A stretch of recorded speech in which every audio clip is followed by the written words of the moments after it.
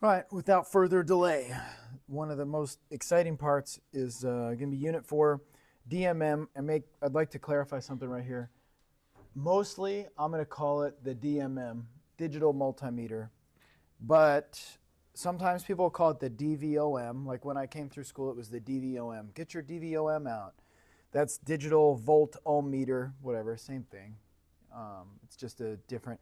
Digital multimeter is probably a little more accurate because remember last week we tested diodes?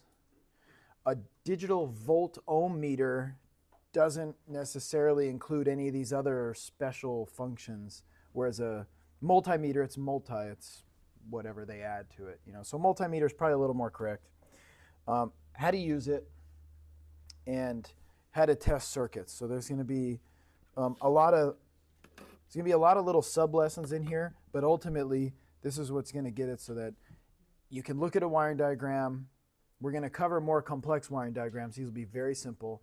You should be able to predict what the voltage is, and then you should be able to go and perform the correct measurements. And if the car's broken, there's probably going to be a concern in the circuit, right? So if it's a headlight that's out, you're going to, well, first off, if you remember in the beginning, you could throw a new headlight bulb in there, and then when that doesn't fix it, that's when you actually pay somebody to diagnose it, right? You're now the somebody. You're no longer the headlight swapper. You're going to become the somebody, right? So if there's a problem in the circuit, it's going to cause the headlight not to work. But a lot of times we start on the other side of it, like, here's how you test the circuit.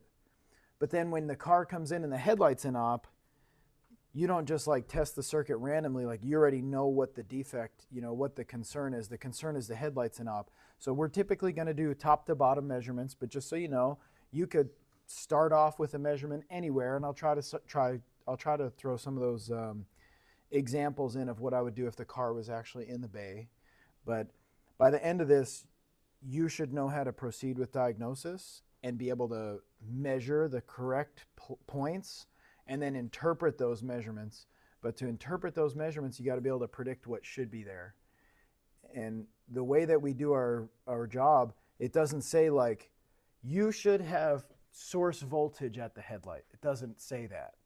They'll give you a wiring diagram, and you should be able to look at it and understand that it should have source voltage at the headlight bulb. See what I'm saying? So there's quite a bit to actually learn on this.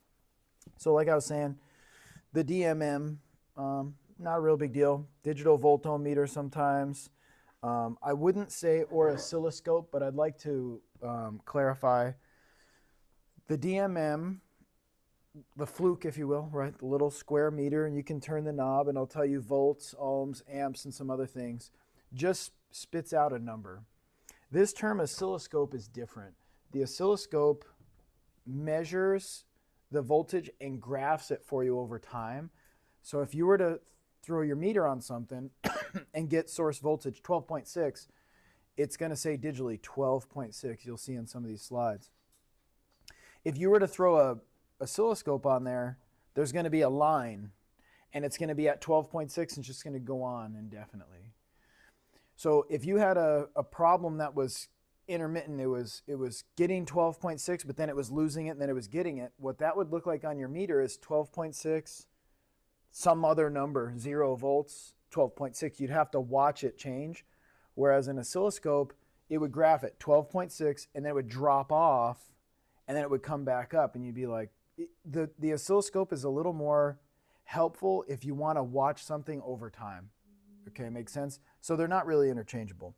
But we would use either of the tools, both of the tools. It kind of depends. The meter is usually the first go-to. The oscilloscope is the more thorough option, but you got to do a lot more setup on that. So I only use that if I need to. The meter is going to be the go-to. And I didn't discuss the test light here, mainly because I don't want to, but I may reference the test light slightly. Like last week, you got to try the test light out. If you poke a test light on something, it doesn't tell you voltage exactly. It just lights or it doesn't light.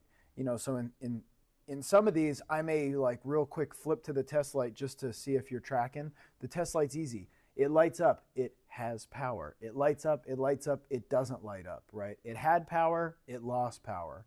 So the test light's very it's a good entry point and it's very visual, but generally, like if you put the test light there and you're like, oh, it has power, like you don't know if it's 12.6 and then it's dropped to 11.5, like you might see a slight dimming of the bulb, but you can't really see that, and that would be a voltage drop of 1.1.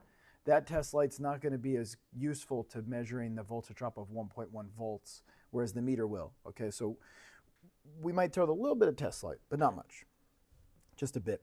And so remember, when we make a reading, it needs to be interpreted and applied. So what I mean by that is, like, when you're kind of brand new, you like to run over and start doing a whole bunch of tests. And then it'd be like, oh, cool. So you took a bunch of tests. Like, nobody cares. Who cares how many? What's that matter? What you have to understand is you got to be able to interpret that test. So if we're expecting to get 12.6 volts at a headlight, and you measure the available voltage at a headlight connector, and there's 0 volts available, you have to interpret that. So if I were to just explain that, what are your thoughts? Why is the headlight not working? Yeah, so if we measure going right to the bulb and there's already no voltage, logically the bulb's not going to work. So we would need to interpret that and be like, okay, if it's not getting 12 volts at the headlight, it lost it somewhere beforehand. So then we could start looking at the beforehand side of the circuit, the delivery side, if you will, the power side of the circuit. Whereas if it's got 12 volts, and then if you measure on the ground side of the circuit and it still has 12 volts on the ground side, that would mean it's lost the ground. You need to look down here, right? So when the car comes in, again, it's not really hand holding. It's sort of like comes in with electrical concern. You got to be able to pull up the diagram, understand the circuit, understand where you should measure, and go ahead and measure yourself, and then apply what you measured in conjunction with understanding of electrical theory, and then you're like, oh, okay. If it's got 12.6 volts on the ground side of the bulb, that would mean that's an open ground, right? So I just applied that really quick. So this is several layers of understanding to actually be able to do this, which is why we haven't got to do tons of in-depth electrical diagnosis, even though it's been, we're in the 4th unit. You need to know a lot of stuff before you can even proceed, right? So as we continue, the DMM talks about it. The D is actually digital, and so if we were to go to an old school one, it'd be analog. So like sometimes I'll make some jokes about home. My dad had an analog meter. You want to see it? There it is, right there. And it'd be like, oh, you need to test that thing? I got this meter, and if somebody hands me this, like, no, just throw that out. That's garbage. We don't really use those. I'm kind of being silly because actually you could technically use a meter like this. They do have some big ones that are old school, but it's just kind of it'd be abnormal. It'd be a little bit bigger than it needs to be. There's a lot of things that the DMM can do that the analog can't do. It's not to say that the analog is totally worthless, but it's kind of worthless. All right. This would be the digital. The digital can do a bunch of stuff. Typically, the analogs can be one meter or another. So if we were to go way back, you'd have a voltmeter to measure voltage. But what if you wanted to measure amps? You'd have to put the voltmeter away. You'd have to go get the ammeter, the ammeter, and you'd have to actually measure it with that. But then you're like, let me measure the resistance. You'd have to get the ohm meter, right? So there's 3 meters to measure the 3 major aspects of electrical. This one happens to be combined, but a lot of times these combined ones, you got to flip something or do something to get it to read whatever you want it to read, right? So they're funny.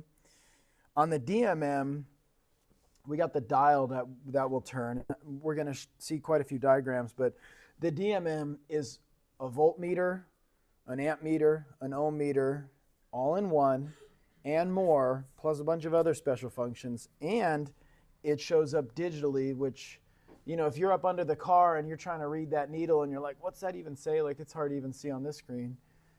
the digital's just going to be the way to go. What you should also understand is the digitals, they vary drastically in price. So if you're looking to just get started, you could buy a $30 meter and you could probably do what you need to do. It'd be all right. It may not last your lifetime. Then again, you could buy a $400 fluke and that may not last your lifetime either. None of them particularly like to be dropped. Maybe the electronics are a little more high quality. Remember we talked about those resistors and stuff? Maybe in their little circuit boards, rather than have like a plus or minus 10% resistor, maybe they have a plus or minus 1% resistor and they tend to get a little bit more of an accurate reading. Some of that may be true. But the main thing is you should get a meter that you know how to use. So it's kind of frustrating when when everybody has a different meter, and if somebody hands me their meter and I might be like, I haven't used this one. I might not exactly know how to do it. I might take a measurement and I might get a measurement that's inaccurate because I didn't have the meter set up correctly. So the most important thing is you know how to use the thing. Partially, I'm going to be a little, in support of a fluke because the fluke is sort of the industry standard somewhat. And they work the same. And so if you gave me a fluke, like boom, I know exactly where all the functions are and what set it to and all that stuff just comes naturally to me. But if you roll into Harbor Freight, they ain't selling flukes. I think they're selling Centec. Or if it's Lowe's or Home Depot, it's probably going to be like a Klein or something. These could be okay brands. You just got to figure out how to use it. The one I got back in the day was OTC. OTC manufactures a lot of tools specifically for the manufacturer. So if it was Ford, and Ford was like, hey, we need this fixture to hold the engine up, they'd get a hold of OTC, and OTC would make the fixture for Ford and then sell it under Ford's name. Makes sense. So OTC was something I was very familiar with because if I went to get like a special service tool, a manufacturer tool, OTC was commonly the maker for those tools. So when I saw an OTC meter, I was like, oh, OTC, that'll be legit. And it was also an automotive specific meter. It wasn't just a multimeter, it was an automotive meter. So I'm like, oh, that's really good. And it was a pretty good price. A little bit, like $100 less than a fluke. But there was one main function that sold me on it, and that was a Noid light. So a Noid light is just like a test light, but it's small, and you can plug it into an injector connector. Remember when we checked with the test light the pulse for a coil or an injector? The Noid light makes that even easier. You can disconnect it, and you can plug it into a Noid light, and it'll flash. So I wanted to get Noid lights, but then you got to buy Noid lights. So I found a meter that doubles and does a Noid light function. So I was like, I got to have it. So I got that meter. It's a good meter. I still have it. It still works. That's 20 years ago. But I had a car that was kicking my butt, which is not that uncommon. And I asked my foreman to come over and help me. And I already had my meter set up. I was taking some electrical measurements. I really don't even know what was wrong with the vehicle. But I had him come over, and he goes to take some measurements using my meter, and he couldn't even get it to turn on. So like on my OTC meter, you got to press the power button and hold it for like 3 seconds, and then boop, it'll power on. He goes to use it. He pushes the power button. He's like, your meter doesn't work. It's broken. I'm like, no, you got to press the power button. He's like, I did. And I'm like, well, press it longer. He said, oh, you mean press and hold. Like he was already irritated because it was kind of hard to turn my meter on. And so it hurt my feelings a little. But I still like the meter. It's just if I had a fluke, he'd come over and be like, oh, this is the same fluke as mine. Boom, it would have been a little bit quicker. So you take it for what it is. If you're happy with the meter and you know how to use it, cool. If by chance you happen to need some help and somebody else comes over, they might pick on your meter. Nobody's going to pick on your fluke meter because that's like the snap-on hand tool of electrical testers. And if you got the money, I would get it. Question. Go ahead. So if you're just starting off in the industry, Yeah. should they have one already? This is what I'm going to recommend to you guys. Today is going to be the first day that we use meters, and we're going to use those power probe meters, and honestly, that's not a high-end meter. We do have some flukes. I might bust some flukes out just because. If you come back next week with your own meter, you can use your own meter for for the next several weeks for the whole remainder of the semester and really get to learn your own meter. So I would. I mean, I don't know that I'd go out and be like, I need a $350 fluke. Then again, if you go on Facebook Market and you find one for like $50, I'd get it. Bring a friend when you go to pick it up, though. You don't really know why they have that for $50. But I would. I think right now would be a perfect time to invest in a meter, mainly because you're going to learn how to measure. Why not learn on your own meter? You know, it's kind of like if you go to take the motorcycle course to get your motorcycle license, I'd show up on my own bike and be like, yeah, let me learn on my bike. That way, as soon as I leave, I'm good with the bike too, right? So I think I'd recommend it. You could get them, honestly, you go on Amazon and get it for under 30, I believe. Just make sure it's just a digital multimeter. I mean, basically that's it. Like you could look at some of I'd also make sure it's auto ranging. I hate manual ranging meters. They become very difficult to use. So if it's auto ranging and it's digital, and probably that's good. And then you might look at can it do the diode test, and you know, can it do some of these other functions, and kind of get an idea of, is it worth spending more money for a meter that can do more functions when you're just starting out? Hard to say. I think it's a good idea. Right, so if we jump back, that's the analog versus the digital explanation, right? So analog is literally, you know, a needle moving. Digital is just going to spit out a number, kind of like a digital versus analog watch. Cool.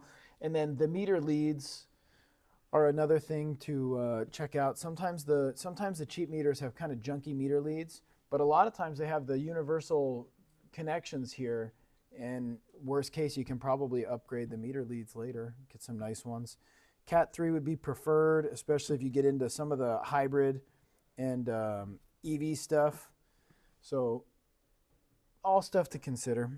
We won't beat that to death. Also, so you know, the meters have to have a fuse inside. When we measure amps, remember we got to send it through the meter, which means the meter becomes part of the circuit. And if we have too many amps flowing, it'll actually, well, a number of things could happen.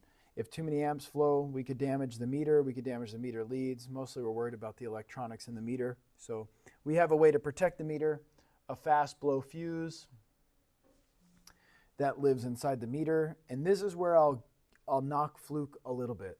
Fluke has a nice fast blow fuse inside, and it is $10. And so if you blow the fuse on a Fluke, it's $10. If you blow it again, it's $10. And if you blow it again, it's $10. I've seen some meters that use the little glass fuses, and those fuses are 20 cents. So my OTC has the glass fuse. The only negative is we don't really use glass fuses in cars, so they're cheap, but I just have to like get them on eBay or something and then just keep a little bag of them in the case that I blow a fuse, which I was blowing fuses when I didn't, you know, when I was still kind of learning, but I haven't blown a fuse in a long time, so I probably don't need to get any more fuses. However, I will tell you, when we start to get into some of these measurements, what I'm going to say right now, I want you to remember, and we'll come back to this. I got my new meter. I was really proud of it, and a line tech, you know what I mean by line tech, so a technician who's on the line doing the work, you know, came to me and said, hey, can I borrow your meter? My meter's not working, and I need to measure the amperage of this blower motor. And I was like, yeah, take my meter. And he brings it back and he says, your meter doesn't work either. And I was like, I don't think so. That meter was brand new. What do you think happened? Yeah, he blew the fuse in my meter. So kind of justification, you probably want to keep a spare fuse. Even if you don't blow the fuse and somebody asks you to borrow it, actually probably I just tell them no. Honestly, the meter is a thing where it's like everybody needs to have one. If you need a meter and you borrow my meter and you blow my fuse, I'm not going to let you borrow my meter again. So just consider that. So he blew the fuse in the meter. Later, I'm going to explain to you exactly how he blew the fuse in the meter, checking amps. You probably can guess. He didn't open the circuit up and send it through the meter. He just checked it like it was voltage drop, which meant that the electrons could go around the load and through the meter with no load, and bam, the amps went through the roof and blew the meter. Or blew the fuse, not the meter, right? So, yeah, that happens. Okay, and then we could get into the leads a little bit more, but when we say cat, that's like category. And then each category has a different voltage range, right? So Cat 1, low power electronics, like if you're going to work on printers and copiers and stuff like that. Home computers, but not on the AC side. All right. Cat 2, single phase plug-in tools and equipment. Okay. So generally, that would be like the wall socket. So, you know, that's going to be considered single phase. I could really go crazy on single phase, split phase, three phase, but we're just going to keep it simple. Single phase if you're plugging into the wall. All right. If you get into Cat 3, now you're talking about three phase stuff, but this is only one way to really look at it. Like if you're in three phase, you're probably going to be up quite a bit higher in voltage. So if you were in a commercial electrician, you definitely would need category 3. Right? And then if it's Cat 4, that's going to be outside, like power line stuff, different meters. In automotive, you definitely don't need this.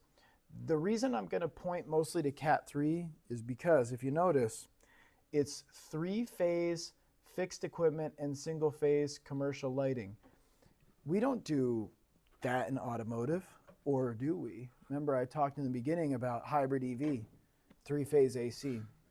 So the second you're into hybrid and EV and wanting to measure those motors and do that type of stuff, the voltage is high enough, and you're also talking about three-phase, your Cat 3 is going to be what you'd need to be able to do some of those measurements on the hybrid EVs. On a regular gasoline vehicle that has 12 point something volts or 13 point something, maybe even 14 if it's running, you really don't even need Cat 3. But most of the meters they're selling now are going to probably come with Cat 3 leads. You can check and make sure. And sometimes they'll actually show voltage ranges too. So it's kind of nice when you get a meter and it shows you the maximum number of volts. Most automotive meters can't do 1,000 volts. They do have special meters like we would use in hybrid. That's going to be more of a insulation test meter that can do 1,000 volts. It can put out 1,000 volts. The meter leads can take 1,000 volts. But even on that one, it has meter leads and it actually has little caps that cover part of the meter lead, the little point, the metal part, and it only exposes a tiny little bit. So once you're really dealing with like potentially up to 1,000 volts, even the meter leads, you might have to have a particular cover on them to have them be good all the way up to 1,000 volts. So if you get into that stuff, just know you might have to do a little bit of research to make sure that you're going to be safe. And by then you're probably wearing high voltage gloves. And so, you know, you're into a whole nother level. For now, we're way down here. Mm-hmm. Is that the leads for the ones on the Cat 3 or the Cat 4? Actually, that's a fair question, and I remembered I had a slide for that, but I thought I did, but I don't. That's okay. Watch, we'll pull it up real quick right now because that's a good question. Let's look at Cat III versus Cat IV, and then let me see if I can get a voltage chart here. And I might do a couple references, just, you know, at Google I'm always hesitant about. Images will be good because a lot of times we can get a chart from like a particular, you know, manufacturer or something. Let's see who made this one. Cat 3, no, that's got a little bit too much going on there. Let's see if we can make this specific. Let's see about this one. Open image in new tab. Okay. So when we're talking about rated, this is what I thought in my mind. Cat 1. You know, that's kind of weird. Typically, I thought that Cat 3 was good for 1,000. these are really showing the same numbers. A little bit different on the transient voltage. That's a little bit confusing. Let's junk that. I was pretty sure Cat 3 was 1,000 volts. Let's look right here. Cat 3 1,000, Cat 4 600. So I think they're more saying like Cat 3, if you remember, was 3-phase. So if it's 3-phase 1,000 volts, that's going to be Cat 3. Cat 4 600 volts, which confuses me a little bit. And so I'm going to say what I think, and then if I'm wrong, what I'll do is I'll make a little edit. I believe that Cat 3 1,000 volts for 3-phase is going to be generally for automotive. But I think if you got into Cat 4, that's more going to be for the linemen up on the power pole. And at that voltage, it's actually rated lower at 600, which is what I understood. But I got to tell you, I'm not exactly sure why Cat 4 is only 600. I think it might have to do with the type of electricity more so than the voltage. So for us, if it's Cat 3 with the correct, actually this is the Fluke insulation meter. I have one of those meters that we can use in the tool room right now. So this is a good Cat 3 meter. That's the price, by the way. Yeah. And that's not the retail price, FYI. So if we look at these leads, let's see. Cat 2 1,000, Cat 3 1,000, Cat 4 600. That trips me out a little bit, but I in my memory I remembered that Cat 3 was up to 1,000, Cat 4 is only 600. So I'm gonna put the focus on Cat 3. Cat 3 is what we're gonna want in auto. Although I may do some research to why Category 4 would be less, because it does seem just counterproductive. I guess it may have to do with the fact that it's outdoor wires. That's kind of interesting. Something to do with the outdoor wires, apparently. So for you, I'd say the summary would be, if it's going to be hybrid EV, Category 3 is going to be what you want. That's the full 1,000 for the 3-phase stuff.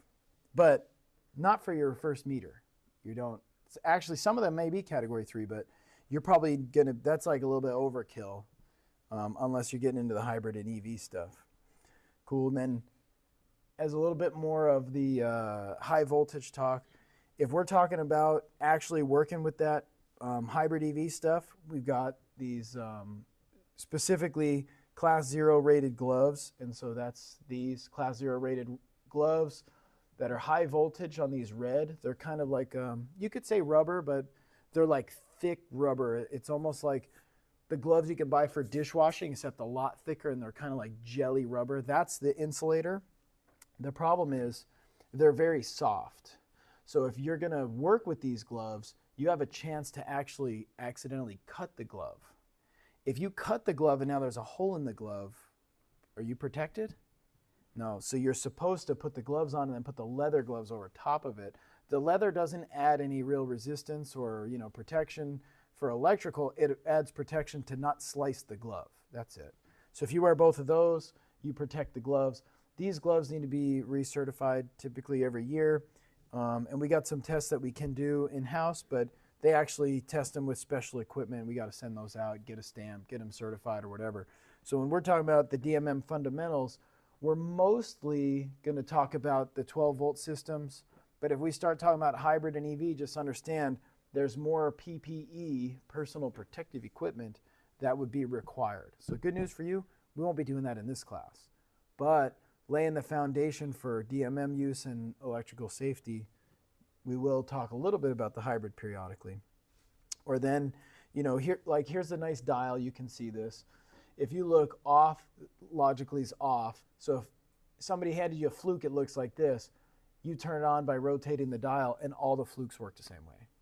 So then if somebody gives you their Pride and Joy OTC meter that they just bought, and you're like, oh, this thing's a piece of junk because I got to push a power button and hold it for 3 seconds, now you understand why. All the Flukes are consistent like this. Now the cool thing is, it goes from off, to V, but you notice this V has a wave in it. That's AC volts. Then if you want to measure DC volts, where do you think that is? That's the next one. If you have your meter set to AC volts and you're trying to measure battery voltage, you're going to get some ridiculous close to zero number, and you'd be very confused, and you'd be like, oh, I think the car's got a bad battery. And then you're going to sell a battery, you're going to put the battery in, and the brand new battery is going to read the same number. And then you have to do the walk of shame and be like, I totally misdiagnosed this. Why? Because I had it set to AC volts when I should have had it set to DC volts. And all the flukes are like this, so the fluke's kind of nice because they're consistent. But I don't know exactly how your meter will be, so you just got to understand. Somehow you can measure AC and somehow you can measure DC. Like I think on my OTC I can actually put on V, and then I have to press menu to go through the AC, the DC, all the different options. Cool. Then the next one is AC millivolts, which this would not be your typical automotive meter. We wouldn't normally use this, but this meter has AC millivolts. Volts and millivolts are kind of the same but different. If you put it on volts, it's looking for like dollars. If you put it on millivolts, it's looking for pennies. So if somebody said, I have 100 pennies, what do they also have? $1. So down here on volts, you get 1.0. And up here on millivolts, I slightly exaggerate with the dollar thing. You'd actually get 1,000. 1,000 millivolts is equal to a volt. We covered that a little tiny bit, but it's just a way to make the meter manually look for the millivolts, the small voltage, rather than the full volts voltage, right? It's in a way, it eliminates auto ranging. Kind of silly. The next one, you remember that symbol? Yeah, omega, that's the ohm symbol. So if you want to measure resistance, that's your go-to, right? And then after that, this might be a capacitor test, which is why this is leading me to know that this is not your typical automotive meter. Like some meters can do capacitor tests, but this is like a main function of this meter if it's on this dial. We don't capacitor test like often or maybe almost ever. So this is probably something for AC, you know, like an electrician. And then this one says thermometer. That means that this meter most likely has a thermocouple, which is cool. We mentioned a little bit. You can actually measure temperature using this meter, but you got to have the thermocouple adapter in there. And then we got this thing, which is A with a wave. What's the wave? Just the wave for now. It's definitely AC because the wave, and then A amps, yeah, current, exactly. So if you want to measure current in AC, use this one. What if you want to measure current in DC? Use this one that looks like straight or like a pulse, right? So that's just one meter dial. If you were to look at this one, a little hard to see. That is, I believe that's literally the Harbor Freight meter. And probe, I've seen those. I think that might be Harbor Freight or Amazon. This meter's got a lot of stuff going on. You really can barely see it. It's kind of insignificant anyway, but all over in this range is your volts. 8 is your DC volts. Here's your AC volts. Here's your ohms. The reason it has so many settings on there is because that's a meter that's not going to auto range, or it may have an auto range function, but it's also letting you manually range it. So let's say you're looking for volts. Let's say you're looking for 12 volts. These numbers may be hard for you to see, but it goes 2 volts, 20 volts, 200 volts. And then the last one is 600 volts. If I'm looking for 12 volts, which setting do you think I should pick? 2, 20, 200? 20 is right. If you pick 2, 12 volts will be over its limit. It'll say OL, and that's part of the reason that people think it's overload, right? But it's out of the limit. If you pick 20, it's saying it's going to look up to 20, but it's going to be focused on a narrow window. Yes, if you pick 600, it would actually still catch the 12 volts, but a lot of times it may move the decimal so far out where it's like How many hundreds of volts? How many hundreds of volts is 12? It's no hundreds. It's like 0.1 hundred. So you'd get a reading of like 0.1, whereas if you bumped it back down to 20, you'd get a reading of 12 point something, right? So the manual ranging, honestly, I hate it. It's a waste of time. I put it on auto range, and it auto ranges to something that looks reasonable. If the measurement's 12.6 volts, it's going to auto range to show 12.60 volts, and that's great. But if you buy a meter that has manual ranging, you're going to have to deal with this type of stuff, which is why I tell you, get a meter that auto ranges. Remember, I already told you that. Then also they can come with some accessories. So this one, for example, has an inductive amp clamp. That's actually a nice tool to have. So the other thing to consider when you get a meter is what accessories are available. So if you want to be able to measure amps without breaking the circuit open and just being able to put your little amp clamp around it and get a reading, you need to buy a meter that can do that. You need to buy a meter that has that accessory. Is that like a similar thing, like a timing light, where you put it on? Exactly like that. Except rather than inducing a flash, it actually gives you a number of amps flowing. Yeah, and so if you have, let's just say that you buy the cheapest of the cheapest meter, and then a year later you're like, you know what, I really want to be able to measure starter cranking amps. Good luck. You're gonna have to buy another meter. So in that way, did you save money? Initially, yes, but now you got to buy a different meter. So if you buy a meter that can have some cool accessories, that's what I'd recommend.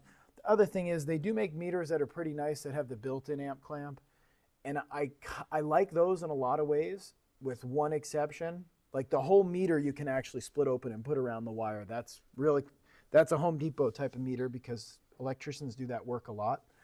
The negative is if you want to measure a starter connection, you got to get the whole meter down in there. It may not fit. Whereas at least if you can just throw a little amp clamp down there, it's a little smaller. You can actually get a better measurement. Right.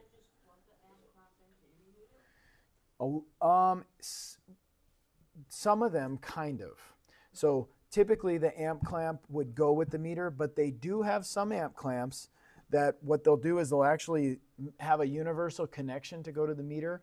Then the amp clamp will have a little switch on it where it'll say, like, if you have 1 amp, that'll give you 1 volt or something. And if you have one of those types of amp clamps, you can generally make it work with any type of meter, yes.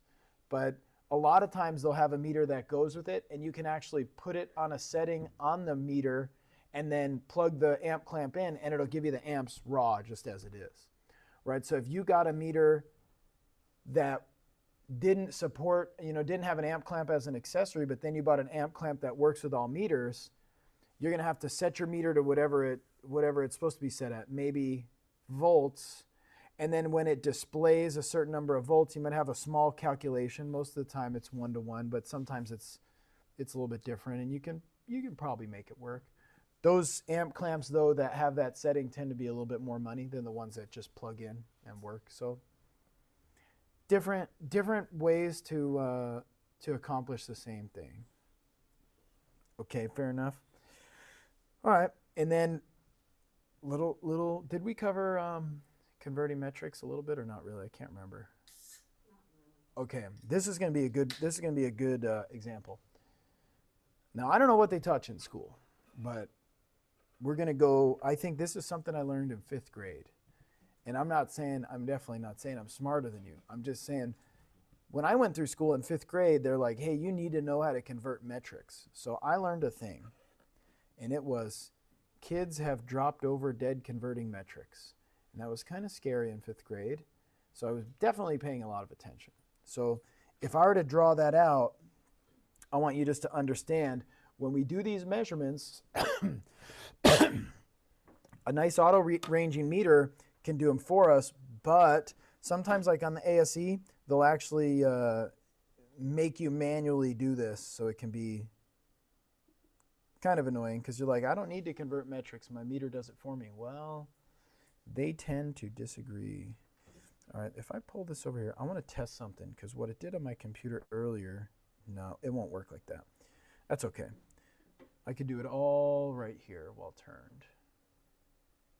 Okay, so if we pick, let's say, good, meter, it was like this. Kids have actually.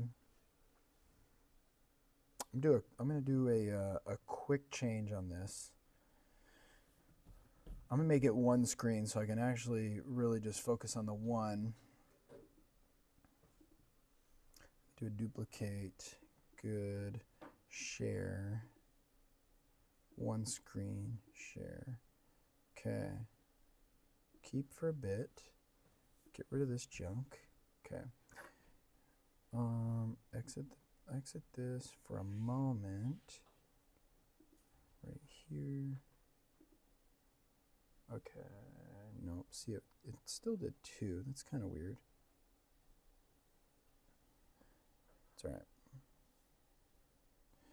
All right, on this screen, I think we'll make this work. It'll be, no, see, it's not duplicated anymore.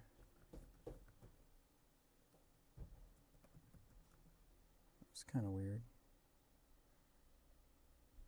Okay. Keep, minimize. You guys can see that fairly well. Okay, that should look good. All right.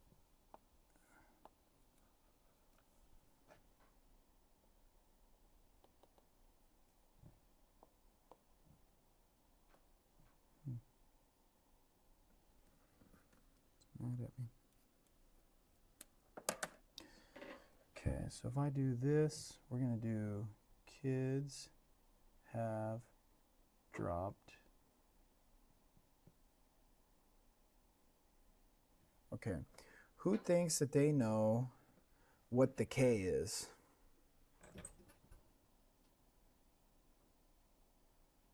You guys have heard of kilo, right? Yeah. Okay, now I don't know why you've heard of kilo. I'm just going to say you've heard of it, so you've probably done some sort of metric conversions, I assume. Probably it has to do with volts or something. Probably nothing else. Over's nothing. Who thinks they might know what this little m is right here? It's actually, I should have drawn it as a lowercase. Yeah, exactly, milli. Okay, so if I had milli, like a millimeter, right? That's, you know, millimeters are small, right? Who knows what kilometers are? Kilometers. We call them kilometers, but like if you think of it as kilo, that's, we're going to talk about distance. Kilometers, very big. Millimeters, very tiny. So you know the 10 millimeter that's missing? The 10 millimeter is literally this. It's 10 millimeters. Cool. So just to get you the right scale. So if I say millivolts, you know we're talking about tiny little volts. If I say kilovolts, we're talking about thousands of volts, okay? Then this thing right here in the middle, this arrow, this is like no base unit, okay? So if let's say we were to go with, how about a 1.0 volts? And we were to try to make that, can you see the decimal point right here? It's a little hard to see, but I'll make it bigger. And we were to say, how many millivolts are in 1.0 volts? Does anybody know how we'd actually do that? Move the, how many times? So you think it's 10 volts? No. 100 volts? 1,000 volts. If I put that here and I put a 0 and a 0 and a 0, and we had 1.123, so that's a 0. So if you look, this V would become like a comma. You can see, I'm sorry, what in the world? Control Z, yeah, you're right. This becomes a comma, sorry about that. This becomes a decimal, right? So it's a little bit ugly, but can you guys see how it's 1, 1,000, 0.0?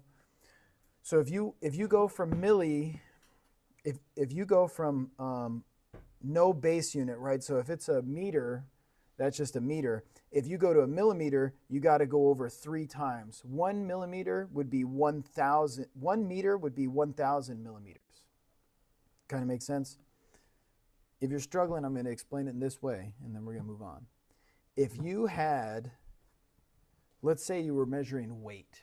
I don't know what you're measuring weight for, But if you had 1 gram of weight, for whatever reason, you had 1 gram of something, and you were like, oh, how many milligrams is that? You could say 1 gram, you'd move it over 3 points, would be 1,000 milligrams.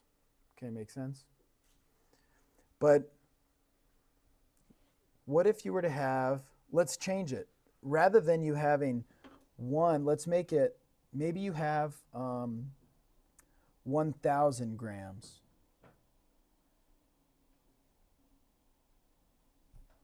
Maybe I should keep it volts. I think you'll remember grams better. If I have 1,000 grams, remember that's 1,000.0, right? So if the decimal point, I'm going to change the color of the decimal point. I think it'll make it even a little bit more clear. Let's make the decimal point blue. See, it's right there. You know after that decimal point would be a 0, right? But I feel like if I add the 0, it gets a little ugly. If I have 1,000 grams, and this is where we are right now, how could I convert that to kilo? Move the decimal point 3 places to the left. Exactly. 1, 2, 3. This is no longer a comma. This is now a decimal. So I have 1.000, and this would become a kilo. If you have 1,000 grams, you also have 1 kilogram. If you try to cross the border with 1 volt, if you try to cross the border with 1 kilovolt, you're going to jail. I think you might actually go to jail if you had 1 gram as well. But if it's 1 kilogram, that's not for consumption. That's too much. That's a big quantity. That's like a lot. That's like I don't actually know how much space that would be, but that would be a lot. That would be 1,000 grams. And I don't know how much that would exactly be, truthfully. Okay, but you understand? Somebody getting arrested for a kilogram is drastically different than someone getting adjusted for a gram, which is drastically different than the pill that contains 1 milligram. Make sense? 1 milligram would be 1,000 grams. And 1 gram would be 1,000 grams would be a 1 kilogram. Kind of makes sense? That's how the metric system works. So we don't really care about the H, hecta, deca, we don't care. Deci. Centi we use. What do you guys know about centi? That's the C right here. Centimeter, right? Did you know a 10 millimeter is the same as a 1 centimeter? So if you look, it's just 1 decimal point. If you had a 10 millimeter, we could do that. 10 millimeter, and the decimal's here, and you were at this point, we'd have to move it over 1, right? So you'd go like this. Oh, it becomes a 1.0, not a millimeter, but a centimeter. Did you know that? So if you want to make a funny joke with your friends and you're looking for the 10 millimeter socket, be like, hi, can I have the 1 centimeter socket? And they'll be like, what? Well, yeah, I just need the 1 centimeter socket. And they're going to be looking all over for it. Like if you were to go up on the roof to do solar panels and someone tells you to go find the solar panel stretcher, you know they're not coming back, right? They're going to be looking for that like forever. 1 centimeter socket. Go ahead. It's a 10 millimeter. Go find that for me. Okay, make sense? So we'll drop centi because we don't care that much about centi. Centi's not that important. We're mostly going to focus on the base unit, which is we call it a prefix actually. So if we had volts, if this was a V, and I had, let's say, 1,000 volts, and the decimal point, I'm going to switch colors again. I'm going to make it green. The decimal point's right here.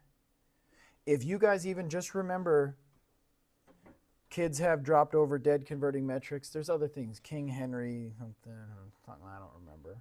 But that's not how I learned it. I learned it much more intense. If you even just draw this out and you're like, okay, I have 1,000 volts, I just know if I want to know millivolts, it's to the right. Make sense? and it's always in threes. So milli is 3 to the right, kilo is 3 to the left. So if I had 1,000 volts and I want to know how many millivolts I had, I would literally move this 3 to the right, and that would become 1 million volts. Okay, or if I wanted to know kilovolts, it'd be 3 to the left, so that would be a 1.0 volts. Is that fair enough? Think you can do it? If you wanted to go even further, which I will, I'll delete.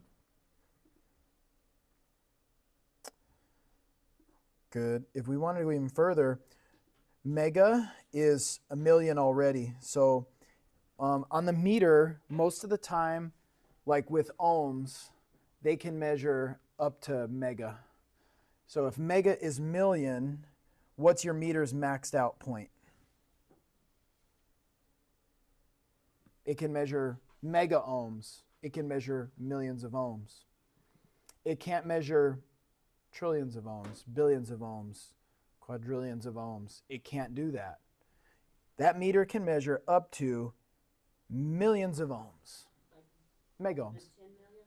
Yeah, like if you got a 10, like if, let's say, I think most of the time they could read up to 999 mega ohms. So that would be 999 million ohms, but it has no ability to jump over to that, what's next, billion? Millions and billions, right? It's too much for me. I can't. If I had a trillion or a billion, I don't know that I could understand the difference. Volts, ohms, not dollars. Okay, so if it's 999 mega ohms, there's no way for it to show billion ohms. It's done. It's maxed out. Million. Do an OL? I mean, It would do an OL. Exactly. Boom. Now you got OL. So when people say overload, I get a little tightness in my neck, and I get my heart.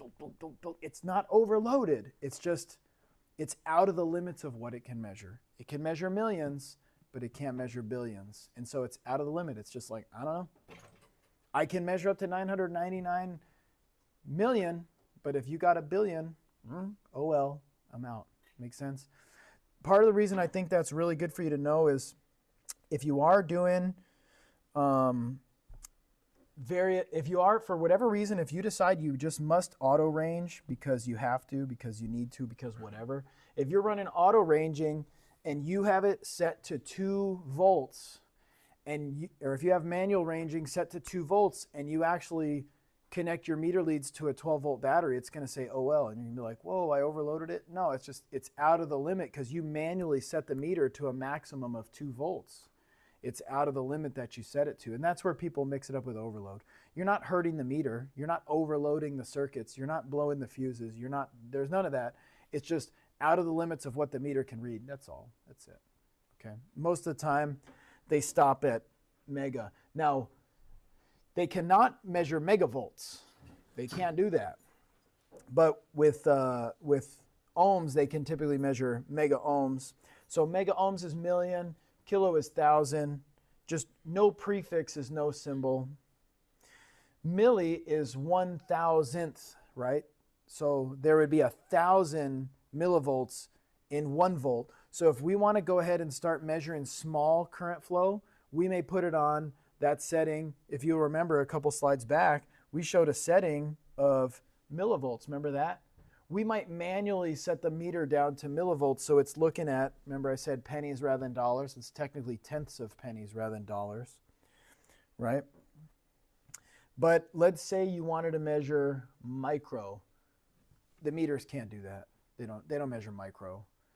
Micro would be 1 millionth. There would be 1 million microvolts in 1 volt. So if you hear these terms, don't be intimidated. Just know it's all decimals of 3. The smallest that I know is micro, which has got a weird little symbol, like it's like a U with a tail. I'm sort of like, why's it got a tail on it? Mu, exactly. Mu, that's correct. That's the symbol for micro, right? So there's micro, which would be 1 millionth, and then there's milli, which would be 1,000th. Centi, if you want to know, would be 100th, right? And then there's just the base unit with no prefix, and then there's 1,000 is kilo, mega is million. mega ohm is million ohms. Cool. So you guys should get it. The meter, if it's a good auto ranging meter, it'll just auto range and just be like, oh, there's my number. Where I'm going to tell you, young apprentices, where you're going to be burned badly, scorched, is you're going to go to fix a car someday, and if you're not paying that much attention, you put on auto ranging, you're going to measure some voltage, and you're going to get, let's say, like, you're going to see a number on there like 12.3. Is that good? 12.3 volts, if it's supposed to have source voltage, is a little under, but that's reasonable. But if your meter auto ranges to millivolts and you have 12.3 millivolts, that's nothing. That means no power. Make sense? This is why I really like to nail this down is you need to look at that meter and you need to see if a little m popped up, you're measuring millivolts. If a K popped up and you're measuring ohms and you're like, oh, it's got 4 ohms. If it's 4 kilo ohms, it doesn't have 4 ohms, it has 4,000 ohms. Make sense? So when you go in and you go to do your measurements, you got to have your wits about you. You got to know, like, if I'm looking for 12.6 volts and it reads 12.6 millivolts, that's a fail. That's like a not even close to pass. Cool, but it still gave you the number you wanted. You're like, oh, it's got 12.6, it's good. Makes sense? Or if you're measuring ohms and you're like, oh, I'm supposed to get 4 ohms on this bulb, and the bulb says 4 M ohms, and you're like, yeah, it's got the number 4. Like, yeah, but the M, it's 4 million ohms. You're looking for 4, not 4 million. Okay, make sense? Watch that auto ranger. Maybe we should start off with the non-auto rangers. And in a way, actually, that's the Toyota way. The Toyota way starts with the non-auto ranging. And we can, if you guys want, we can play around with that a little, but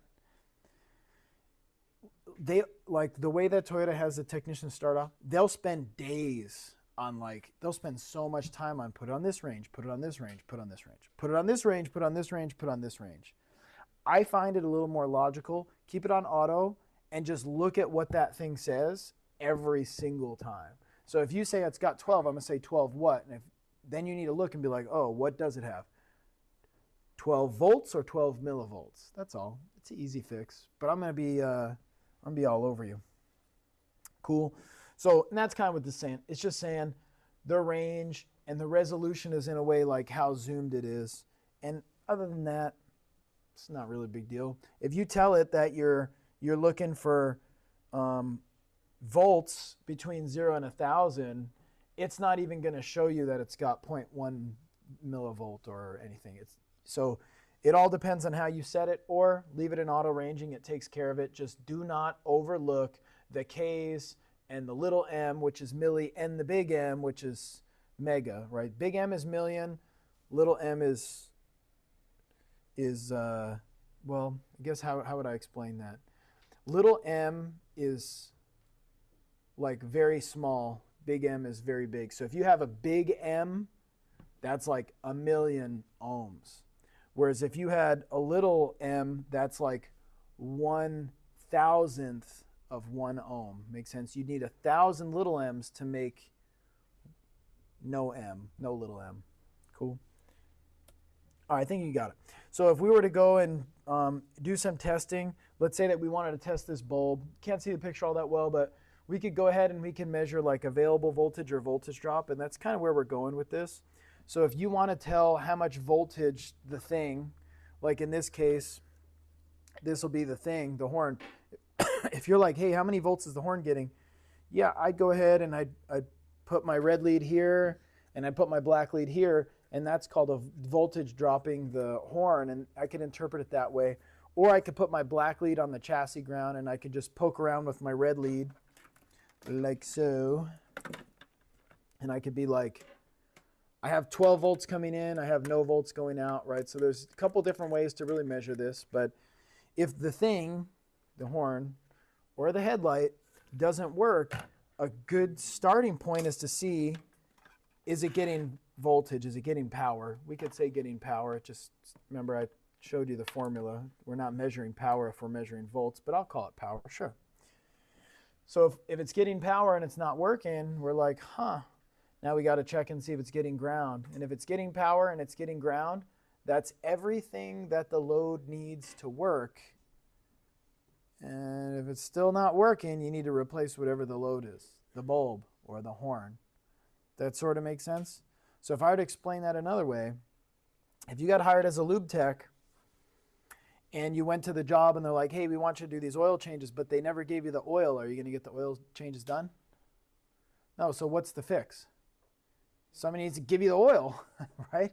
So if the bulb doesn't work and the bulb doesn't have power, you could measure that and be like, oh, this bulb is not getting 12 volts.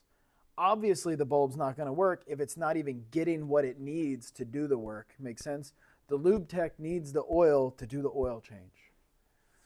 And then let's just say, oh, we resolved that. We gave you the oil, now you have the oil. In other words, you checked and there's voltage going to the load.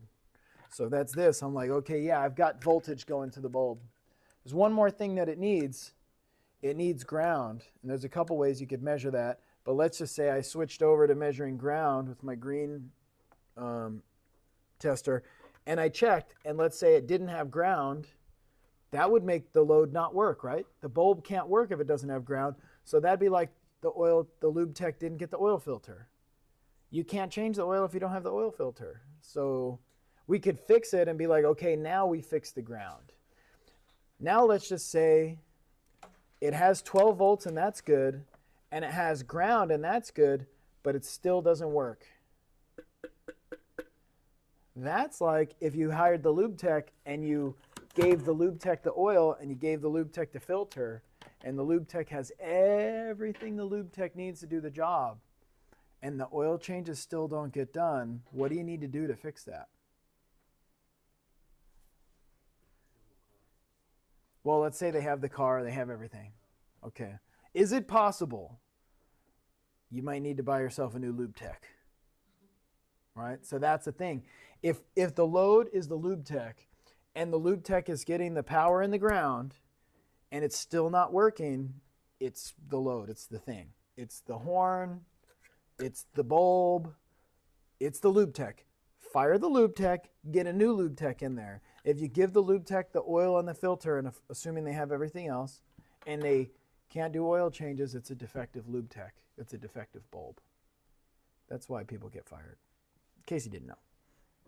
All right, but if the load doesn't have what it needs, if it doesn't have the 12 volts, you don't need to put a new lube tech in there. Be like, I fired that lube tech and I got a new lube tech, and the new lube tech still doesn't have the oil. Is the new lube tech going to do any better? No. And so that's why I'd say we don't want to just be parts swappers, right? And be like, the horn doesn't work, let me throw a new horn in there. That's like firing the lube tech wrongly because the lube tech didn't have the oil. Makes sense? So we go and we do a little diagnosis situation. You got oil? No? All right, let me get you the oil. You fix the power supply to the horn, to the bulb, and now it starts to work good. That's actual diagnosis. Unfortunately, I don't teach management classes, so if somebody's treating you bad, I don't know that I can help you. Okay. So here we go. We're about to test something. What are we testing? I don't know. You got to know. You want to test volts? No problem. Then you got to set it up to test volts. You got to kind of know what you're going to test. You got to have a plan for what you're going to test. Got to make sure you set the meter up right. Nothing really crazy, but you got to know. You want to test amps? Different setup, totally different setup. You want to test ohms? Different setup. Then the thing is, you should know the value you expect to be reading. And that one, we're just going to get started on today. But it's going to take some time. And you're not going to be really that good at this until we cover wiring diagrams. So we're going to give you basic diagrams, and we're going to predict some things. And so remember on that worksheet I showed you, you need to predict the voltage first. So when you go to do the measurement, you should already know in your mind, like, oh, at this point, it should have whatever, 12.6 volts. So then when you touch it with your red lead and it has 12.6 volts, you're like, okay, that's good. Maybe now I move down the circuit and test again. And if on the lower part you're supposed to get 12.6 volts and you touch it and you get 0, you're like, oh, that's a bad measurement. You know, you should not be just randomly probing a bunch of stuff. You should already kind of know why you're doing some of this, right? And then just as a small reminder, you got to know that the meter is appropriate for what you're testing. So here, you can't really get yourself in trouble. We got Cat 3 meters. We're not going to exceed that ever. But if you had a meter that was only good for, up to 100 volts or 200 volts, and you wanted to test a hybrid, I don't really exactly know what'll happen. Make sense? So just make sure it's rated for the right things. Resistance measurements, those need to be taken with the circuit disconnected. So if you wanted to measure the resistance of the thing, the bulb, or in this case, the horn, you need to actually disconnect it from the circuit. You can't just throw your meter on there and measure it while it's still powered up or even still plugged in. You got to isolate it. Okay, just keep that in mind. Right, and then even a little bit of a bonus, if we're testing resistance, a lot of times there's other things we need to be worried about. Like the resistance of things change with temperature. So sometimes it'll give you a number, and if it doesn't hit that exact number, that could be okay. It's going to be kind of close. Like if it's cold, it might be a little bit less than the number. If it's hot, it might be a little bit more than the number. But the readings are, it's going to be close, but not perfect. Okay, that's just when we learned about resistors, everything has a little bit of a different tolerance, and it changes with temperature. Okay, so here we go. We're going to connect the leads. And you can't see these all that well, so I got one more picture coming up. But you need to know where we're going to plug the leads in. Make sense? If you don't know, you need to study it. So let's say that you want to test, the colors wash out on this pretty bad. I'll describe it to you. So A is red. This next one is milliamp, which is red. COM is black. V, omega, and diode is red. Okay, so this has 4 input jacks. You need to know what you want to measure. So if you want to measure volts, what we're actually going to do is we're going to do red lead. We'll start with red, okay? And actually, we may do, we'll do black lead. It might be a little bit hard to see, but that's okay. If you want to start with red, if you want to measure volts, your red lead's going to go in here, like that. But then your black lead pretty much is always going to go in the COM port, which is just common, which is pretty much like ground. So I'm going to put it here. And now you have your red and your black lead ready to make a voltage measurement. Cool? What if we wanted to make an ohm measurement, a resistance measurement? You want to know the cool thing? Just leave the leads in the same spots. This measures volts and ohms. You get to leave it alone. But if you measure volts, we had it here. If you want to measure ohms, you just move the dial, click it up to here, and you're ready to measure ohms. Volts and ohms, it's real easy to flip between those two. You just move the dial 2 clicks on the fluke. Now, where it gets different, if you want to measure amps, this is very different, okay? We're going to go, the black lead's going to be in COM. If you want to measure milliamps, like electronics or like maybe parasitic drain, you're going to put your red lead here. But if you want to measure amps up to, this says 10 amp fused, if you want to be able to measure amps up to 10 amps, you got to put it here. And now this is ready to measure amps. You made a minor change, and I'm going to tell you a term that's kind of silly, and it's going to help you remember it. You remember how I gave that technician my meter and he blew the fuse on me? He was kind of a jerk. He was kind of he was a big a-hole. Here's why I said it. Do you see the A right here? This is the big A.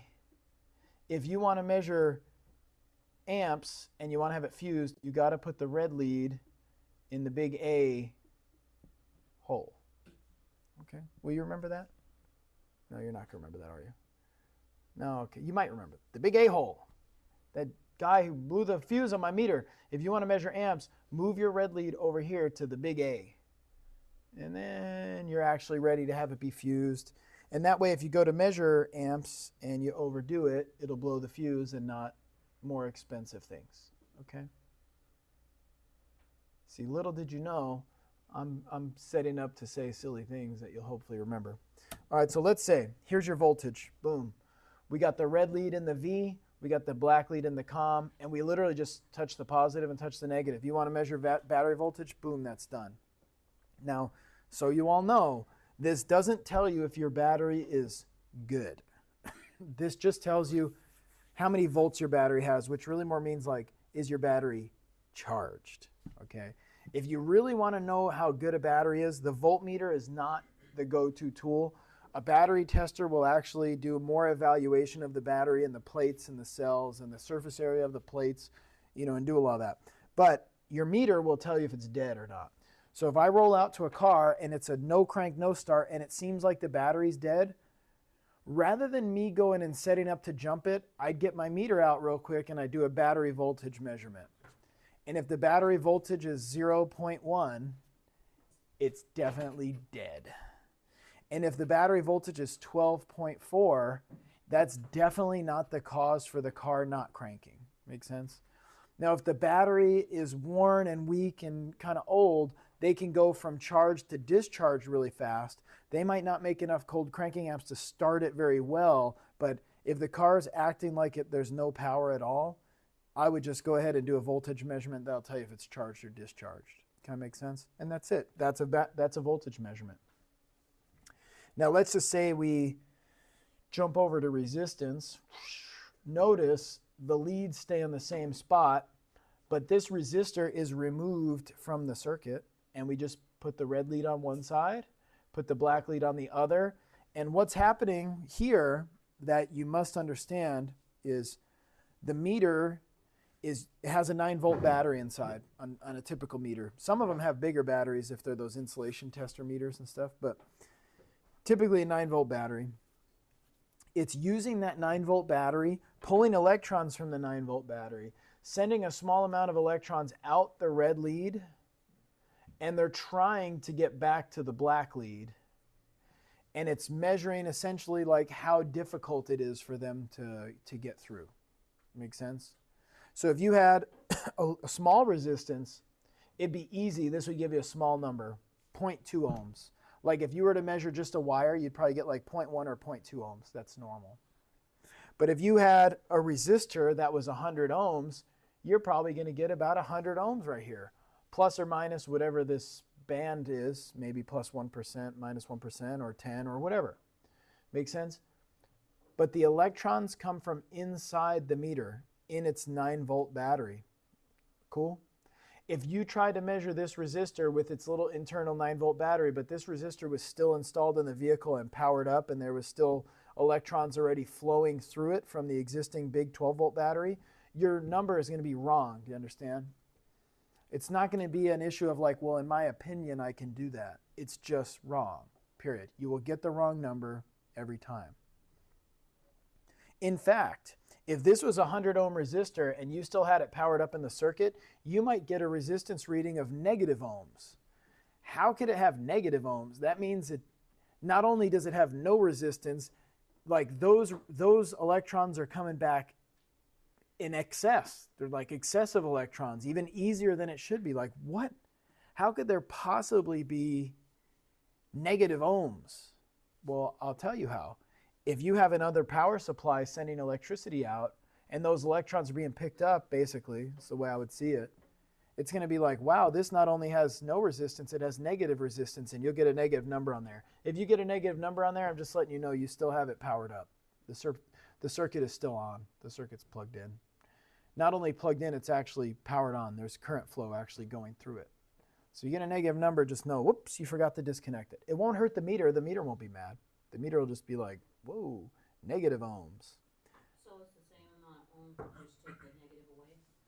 I'm confused. I don't think you can get an accurate measurement. You need to realize I need to power this circuit down and isolate it, and then you'll get a good measurement. Yeah. So I don't know, because that negative number all depends on how much current's already flowing through the system. It's kind of weird.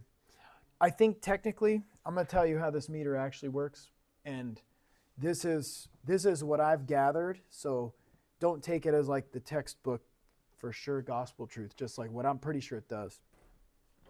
I believe that this meter uses its 9-volt battery, and it puts out a certain amount of electrons. And then really what it's doing is it's basically measuring the current flow. Remember Ohm's law? If you know how many volts and you know how many amps flow, you can determine how many ohms.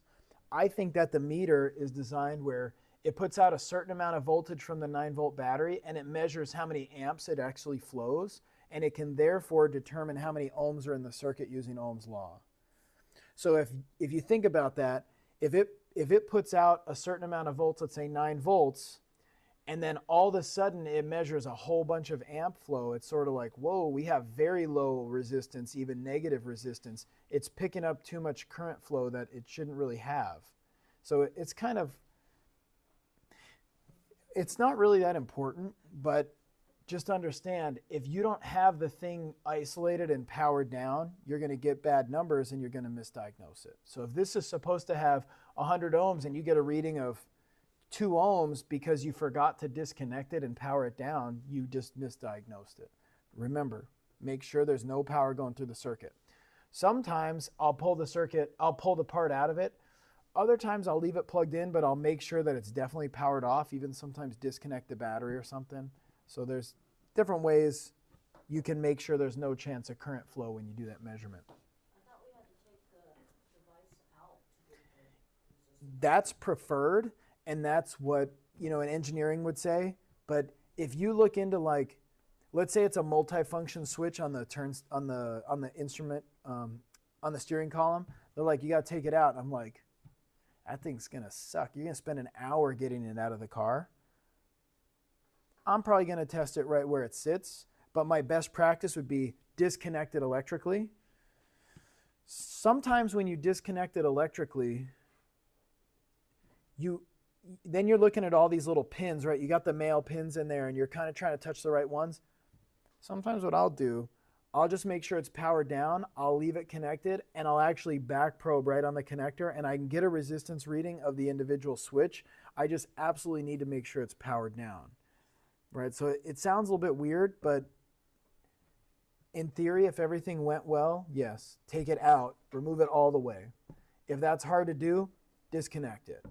If it's very hard to back probe it because you got a whole bunch of terminals and they're tiny, or if it's very hard to actually touch the terminals, sometimes I'll leave the connector and I'll actually carefully back probe it, but I'm on my own I'm kind of like bending the rules a little bit, which is fine because I'm not hurting the customer's car, but I have to understand what my measurement is and not just go blindly following the steps in the service manual, right? So I'm just saying, like, as you get more advanced, sometimes you realize I might not exactly totally follow the rules, and as long as I know my reading could be, taken how I'm doing it and have no chance that I'm misdiagnosing it, it's fine. Just real talk. Your questions are good. That comes with more experience. Bingo. And that, just being real with you, is why I'll take you guys through all this stuff and you'll learn all the fundamentals just like I did. And then you'll go out in the field, and what it takes is like time and testing. And then you're like, well, at school they said we're supposed to take the switch out, but like I just looked it up and I got to pull the steering wheel and disable the airbags and do this and do that and do that. Like, is this the only way? And then next thing you know, you're like trying other little ways, and you're like, hey, actually that worked, right? Especially if you could get a relative measurement. If you know the service manual says it's supposed to be this disconnected, but if you can measure it on this car and that is a known good car, you can get your own measurement with it still connected. And then you go over to the car that's broken and you do an easy measurement with it still connected. They should be the same if it's good. But if your broken car has a bad measurement, you're like, oh, that's definitely it. So this is all theoretical, and it's good theory, but a lot of learning comes after the fact, and that's why, truth be told, you guys can roll out of the class and know a lot of good fundamental things, but the people in the shop who've been fixing hundreds and thousands of cars, they know some stuff that's not in the book. And that's part of the reason they're worth so much money, and that's part of the reason you're seeing like automotive technicians can make a lot of money, more than you think. They're kind of funny. They don't advertise it. Like I've never seen an automotive tech make money where they're like, I'm going to make sure I buy a white, really clean Mercedes something or other car and run it through the car wash twice a week and keep my clothes really nice and make sure I got my Coach bag and my Balenciaga whatever. Like that's just not, I'm going to say but like that's just not how techs get down. But then all of a sudden you see them hauling a huge boat to the river with a big diesel truck that's got $40,000 worth of aftermarket stuff, and you're kind of like, huh, redneck. But like, it costs a lot of money. Like, I'm serious. So, some of the techs make really good money, but it's wild sometimes to talk with them because a lot of times we're working independently, and it's like, hey, I never thought to do it like that. So I really like talking with the techs who are, you know, really handling the business. But that's the role of on the job. Here is mostly by the book and the theory. Then you go on the job and you're like kind of not doing anything unethical, but like you're finding shortcuts and you're finding sneaky ways to do it right. Because the faster you can get it diagnosed and get it fixed and turn the car out, you get paid, and then you get another car and you get paid, you get another car, and that's how you get the big boat and the truck and the diesel and the thing and the wheels and the double Fox shocks and the, you know, all that. You know, stuff. You buy a bunch of stuff. All right, so one more fun measurement. The current measurement. Remember what I said about the tech? It was a a-hole. Yeah, look what happened here. We had the red lead here. You had to move the red lead over to the big A. See this? The red lead's moved over to the big A. Don't forget that, because that'll get you. But if you move it over to the big A, then you put your red lead on the battery.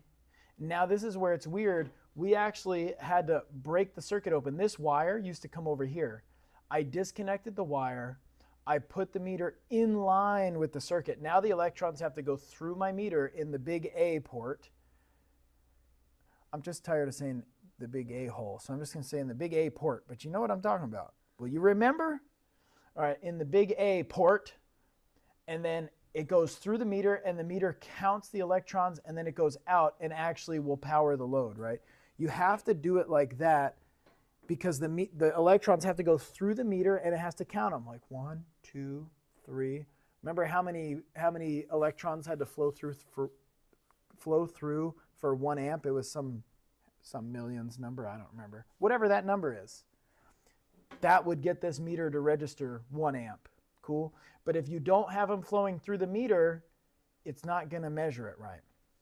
So if you kind of understand that, what the line tech did was he didn't break the circuit open, and he just put the meter across the load, which basically gave the electrons a second path to go around that had no resistance. When you put it in the big A port, the meter has what we call low impedance. That means the meter has very little resistance inside, which we need because when we do this test, we don't want it to add resistance to the circuit because then that's going to throw our amp reading off, right? So when you have it in the big A port, that's going to make it, basically there's no resistance in your meter. So if you put the red lead here and it goes into your meter and the black lead here, these electrons can go full speed into your meter with no resistance and out to ground. That's like a zero resistance circuit. If you had 12 volts and 0 ohms, you have unlimited amount of amps, unlimited current flow. Your fuse is blown up. Boom, it's gone. Don't worry, I'll explain that another 12 times in the next 4 weeks. Okay, here's another dial for you to read. This is the Fluke dial specifically. If I put this meter, see the pointer? That's off. If I put this pointer here, what am I measuring? Yeah, bingo. So if you want to measure resistance, great. You just got to put it there. But what if you want to measure volts on a car powered by a battery? This one or this one? DC, yeah, exactly. Now there are times on the car we might measure AC, but it's pretty rare. The default would be DC. AC might be if it's a particular type of speed sensor or something, not real common. Or if it's a hybrid with an AC motor.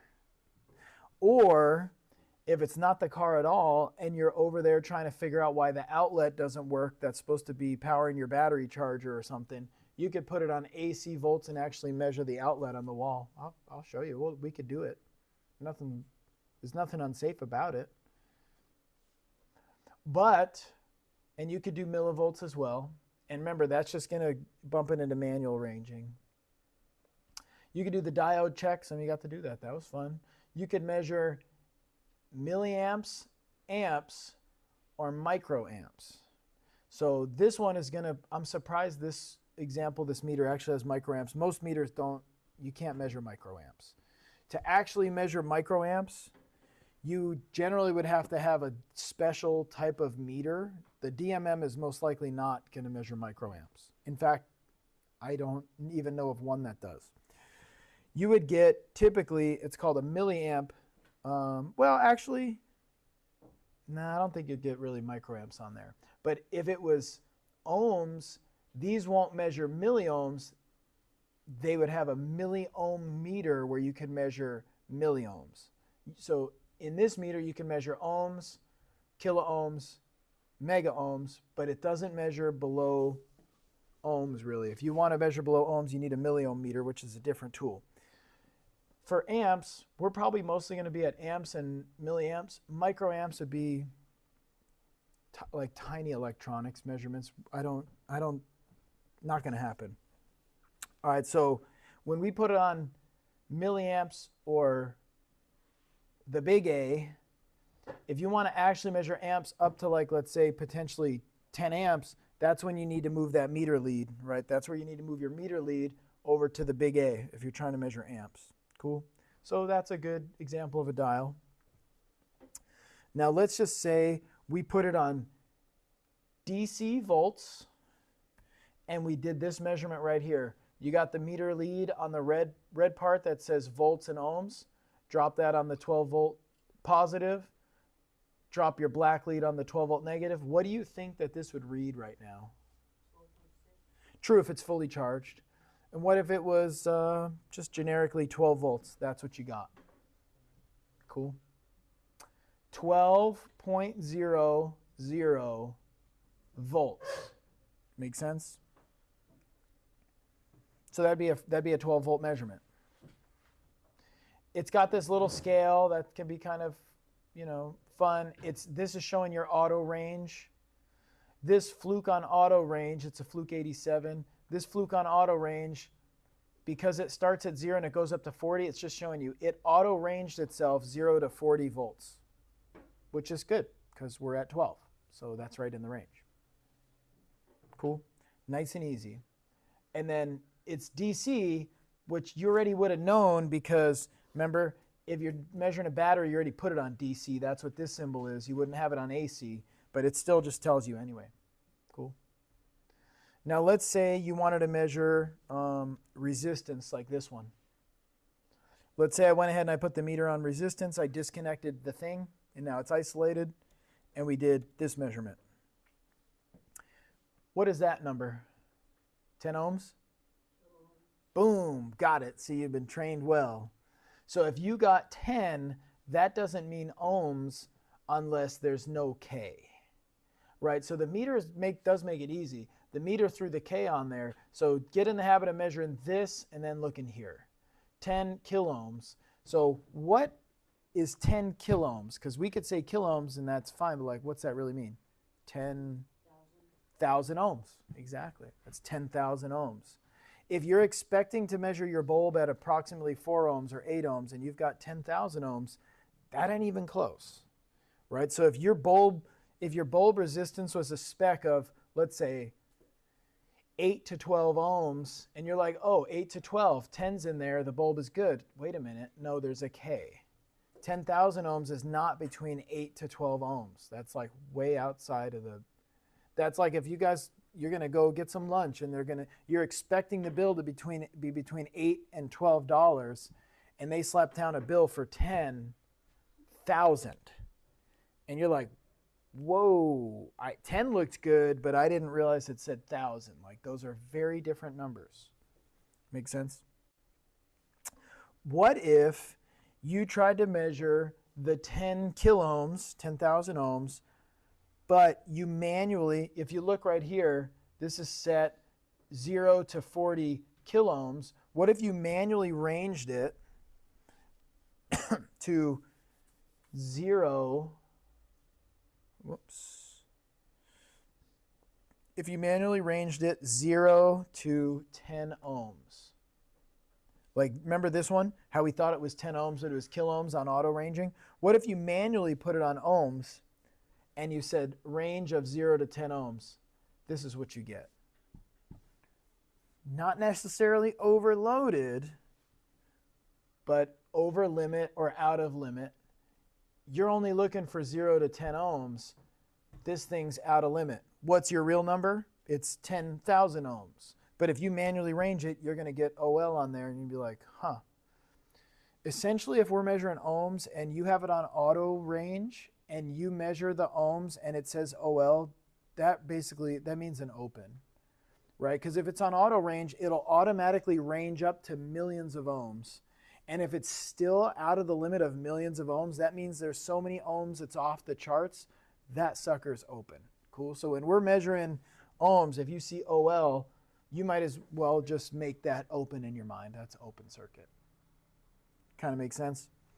So if you just power the meter up, bring it back here, and put it on ohms and not touch these wires together, you'd get an OL reading because it means it's out of limit. It's got more than millions of ohms. It's open. It's open because you wouldn't be touching these leads. You just have the leads open like this.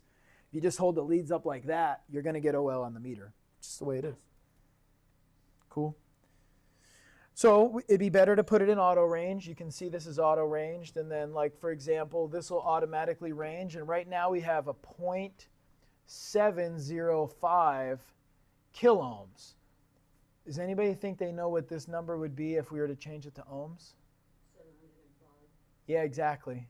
Yep. So to move it from kiloohms to ohms, if we were to look at that, kids have dropped over. This is kiloohms. Kids have dropped over would mean K, H, D. We'd have to go 3 decimal points to the right. Okay. So you're looking at boom, boom, boom, 705 ohms.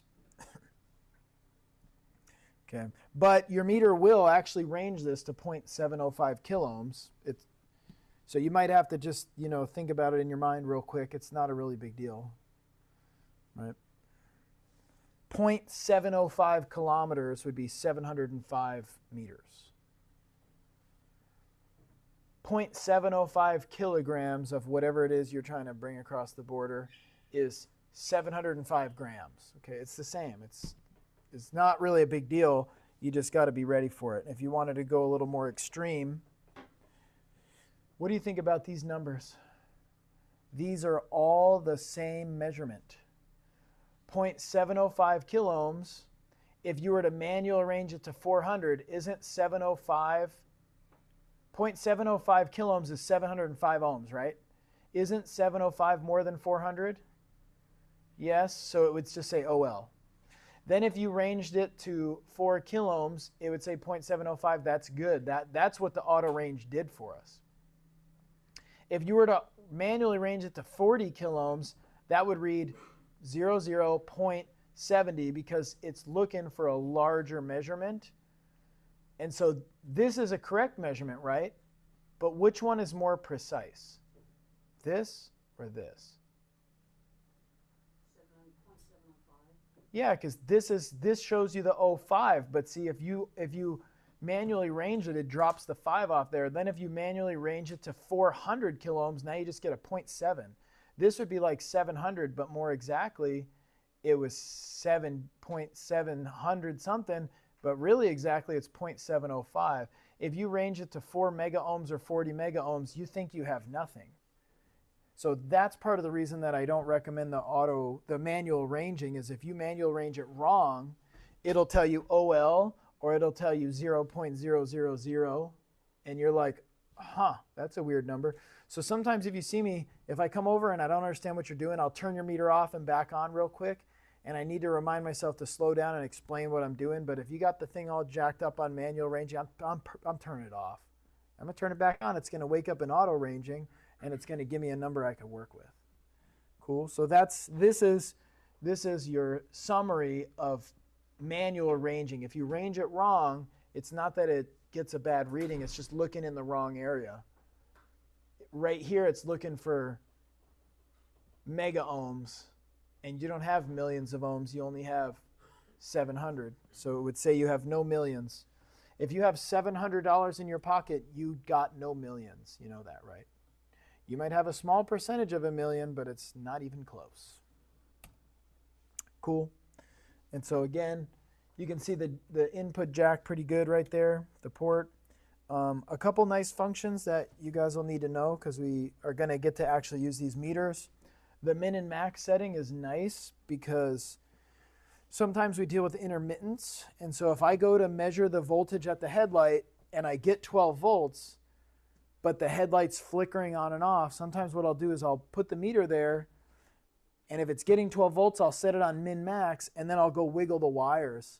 And if I wiggle the wires and I come back to the meter and the meter said the minimum was 0.0 volts, I know that there's an open in the wires because it might have only happened for a split second, but the meter would show that it dropped to 0.0 at some point. Sometimes you can even set min max, most of the time, to make a beep when it sets a new max or a new min. So I would use min max to my advantage by setting it to min max, and if I'm measuring good voltage, I would wiggle some stuff, and let's say I'm going along the wire, right? And when I got right here, it went beep, and I look, I'm like, oh, it dropped to 0. I could keep wiggling this and keep determining when it beeps. The beep is when it drops to a new min, which means it lost its power, right? Why is that significant when I'm doing this? I just found a bad connection. Me wiggling this made it lose power, which means the problem is in this area, right? So if you're looking at the whole harness, you know, when I was new, I'd like to make a lot of tests, but then as I got a little more experience, I'd be like, let me put my meter on min max, let me just wiggle this thing around. Beep, I'd be like, oh, there it is. And then I'd go in, cut it open, look into it and be like, oh, okay. Yep, that's where the damage is. Better to do that than tear the car apart, right? The more panels I keep pulling, the more tests I keep doing, that's all time. And that's where people have a hard time getting into this business is like, my first job on the books was a fast food place, Roy Rogers, but you guys don't really have that over here. So it's kind of like ghetto Carl's Jr. basically. There, it was kind of fun because if you messed an order up, you just got paid to redo it again, and there's no concept of efficiency. You're just like, whatever, I'll do whatever. Chicken nugget for you, chicken nugget for me, chicken nugget for you, a chicken nugget for me. It was just a joke. The whole thing was a joke. So if you think that current day, modern, productive automotive is like that, it ain't happening. It's very productive. Anything you do should be for a specific reason. You shouldn't be over there testing a bunch of stuff for fun.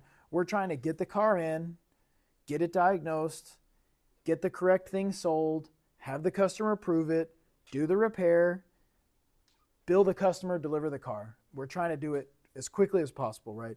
My first job, I didn't care about any of that. I just do what I was told, and I was kind of numb in the mind. So, you know, automotive for me was a little bit more like a boot camp. It kind of straightened me out. Like my mentor would say, dude, you've done like nothing today. I'd be like, what do you mean? I've been at work all day. He's like, yeah, you haven't done anything.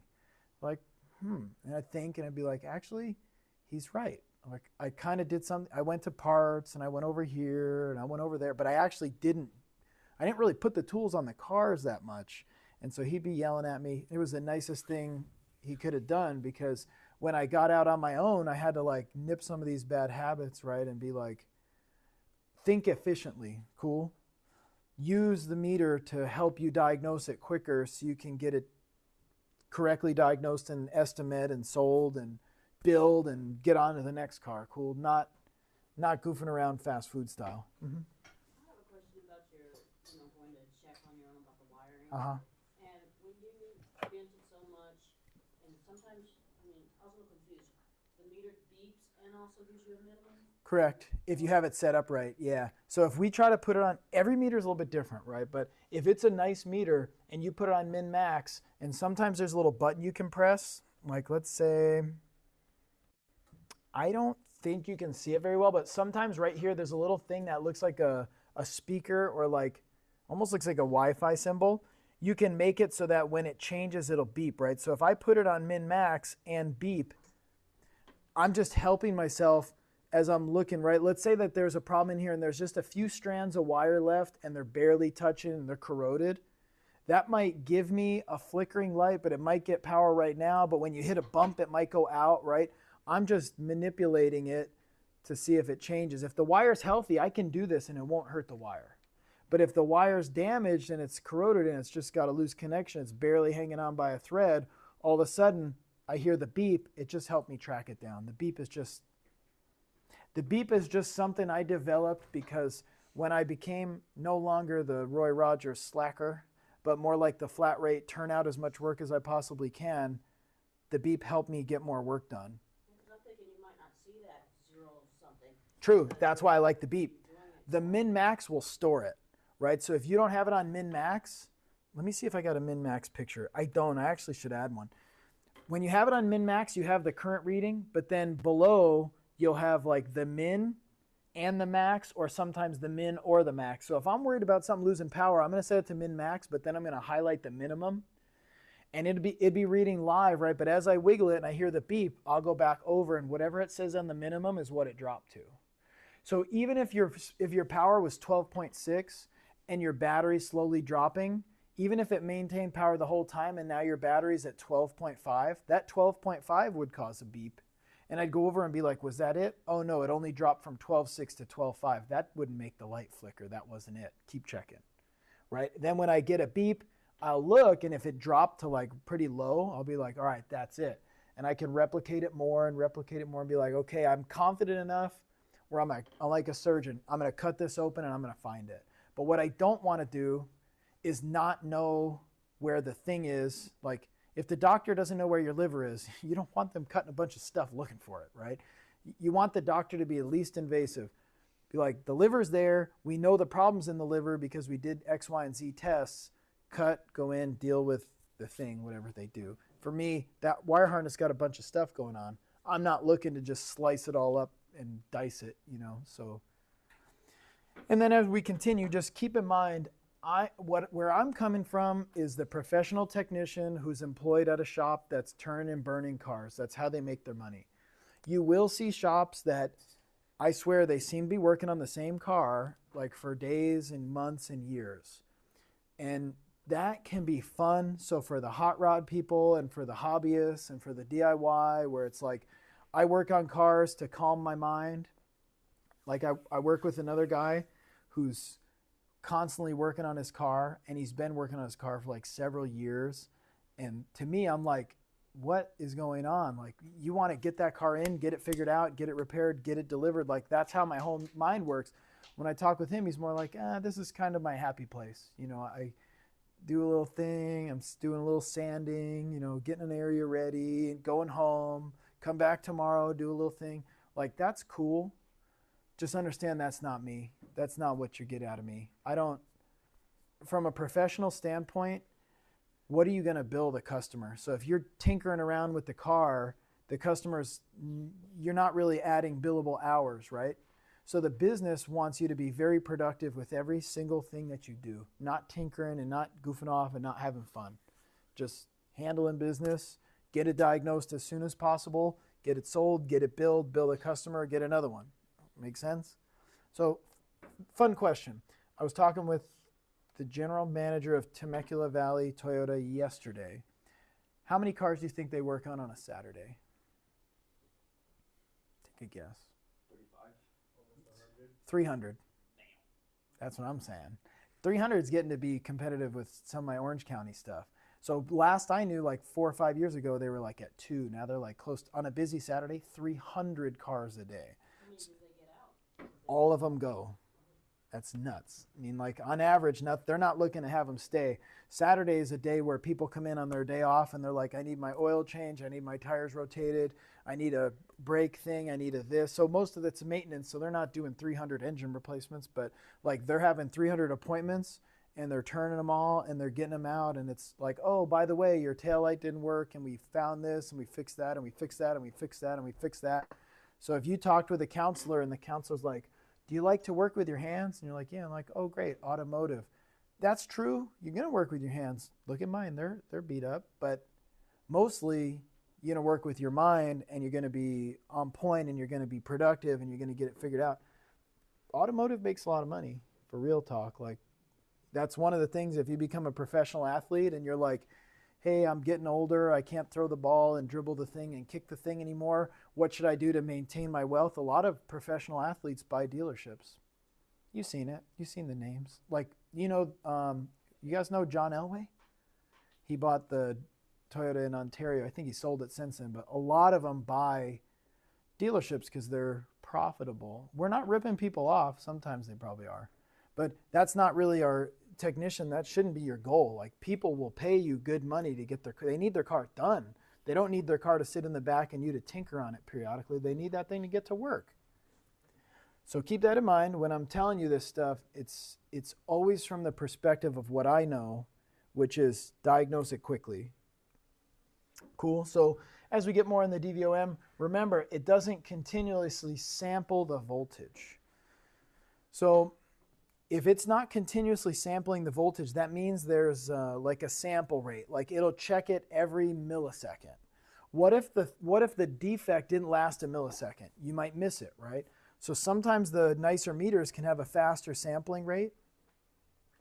If it happens really fast, it might not actually see it. So sometimes that can make it helpful if we put the holder auto, and that way it can either we can do a few things. If the voltage dropped off for a second, hopefully min and max will catch that. But if you do hold, if you basically have the defect, it'll actually hold it there on screen so you can see it. But if you get into something that the sample rate is not fast enough, that's justification for changing over to the oscilloscope. We mentioned that one. The oscilloscope would graph it. So if your meter missed it, the oscilloscope would actually show it, assuming the oscilloscope had a fast enough processing speed. The oscilloscope would be like this, and then you'd see it drop, and then you'd see it come up, and you'd be like, what is that thing on my graph? That was the half of a millisecond loss of voltage, right? So that's one of the shortcomings of a DMM. Most of the time, yes. And most of the time it's like a tool that a foreman would have that you'd be like, hey, I need the oscilloscope. You got to go talk with somebody. Somebody's probably protecting that because they're expensive and sensitive and not something you want like banging around all over here and over there. So yeah, most shops will have an oscilloscope of some sort. All right, cool. And then this just kind of wrapping up the ports. This one you can see is different. Common's here, volt and ohm is here. Micro milliamps and temperatures here, and the big A is here, so they can vary. This one's saying fuse 10 amp max, so that's going to be the same. Hopefully the fuse isn't an expensive fuse, but sometimes they are. Cool. And now technically, your black lead and your red lead are the same thing, but a different color. So, we logically will just put the red lead here and the black lead here, but just so you know, you could technically do all the tests with two red leads. You're just probably going to get yourself confused. There's nothing special about the black lead other than the color. Cool. So let's say for us to really get into this, we need to be able to contact the circuit, right? So if we're going after the circuit and we know the voltage limit and it's the correct meter and the correct category rating and all that stuff, let's say we're ready to go. We want to probe the circuit. How are you going to do that? So if it's on the boards like this, you can put your meter right here really easily. You can just be like, boom, I can test that point. Boom, I can test this point. But if it's on the car, just understand there's more complex connectors. Sometimes we got to use a little T-pin, little back probe or whatever. But when we're doing our measurements, we have to make contact with the actual wire with the conductor. How? Well, it varies. There's a couple examples of front probing, and front probing is harsh, I would say. So if you had a terminal and you went to the front side of it and you try to shove your meter lead that's too large, you now damage the front of the connector. You made a whole new problem. Make sense? So when we do the test, just to prep you, keep in mind we have to make contact with the conductor carefully, not invasive. It can't damage it. It's got to be something where basically nobody knows you even did the test. You just need to record the number afterwards.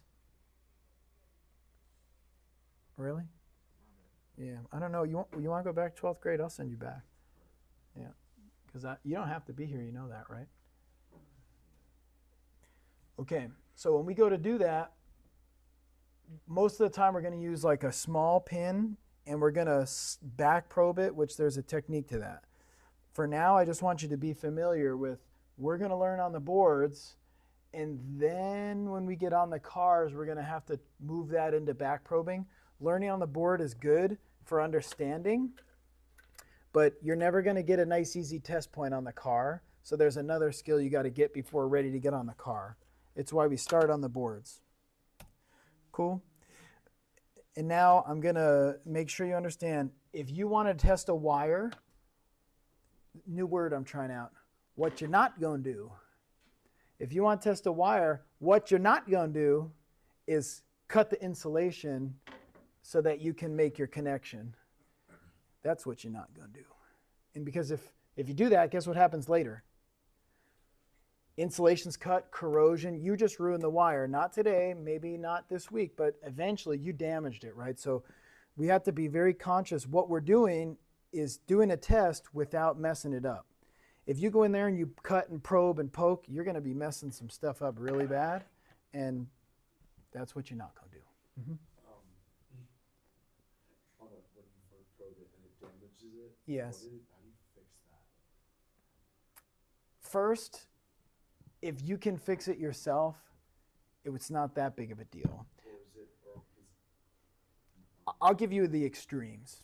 First thing you're going to do, if you're a newbie and you got hired by a shop, you're going to go to somebody and say you screwed up, and they're going to probably yell at you. So if this is, let's say, I'm going to give you the extremes. If this is a car that's still under warranty, a lot of times if you front probe a connector, they're not really interested in splicing and repairing and stuff because the car's got to be really reliable. Like a car that comes back under warranty is a big problem.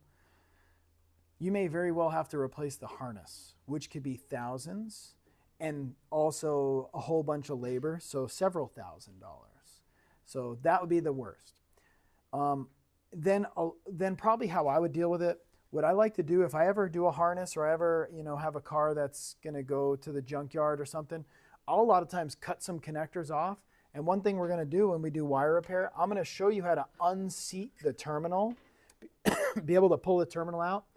Normally you can buy a new terminal, but to do so, you're going to have to either really carefully open the terminal up or slip it off, or if you cut the terminal off, you just shorten the wire. So you're probably going to have to add a little bit of wire and a new terminal.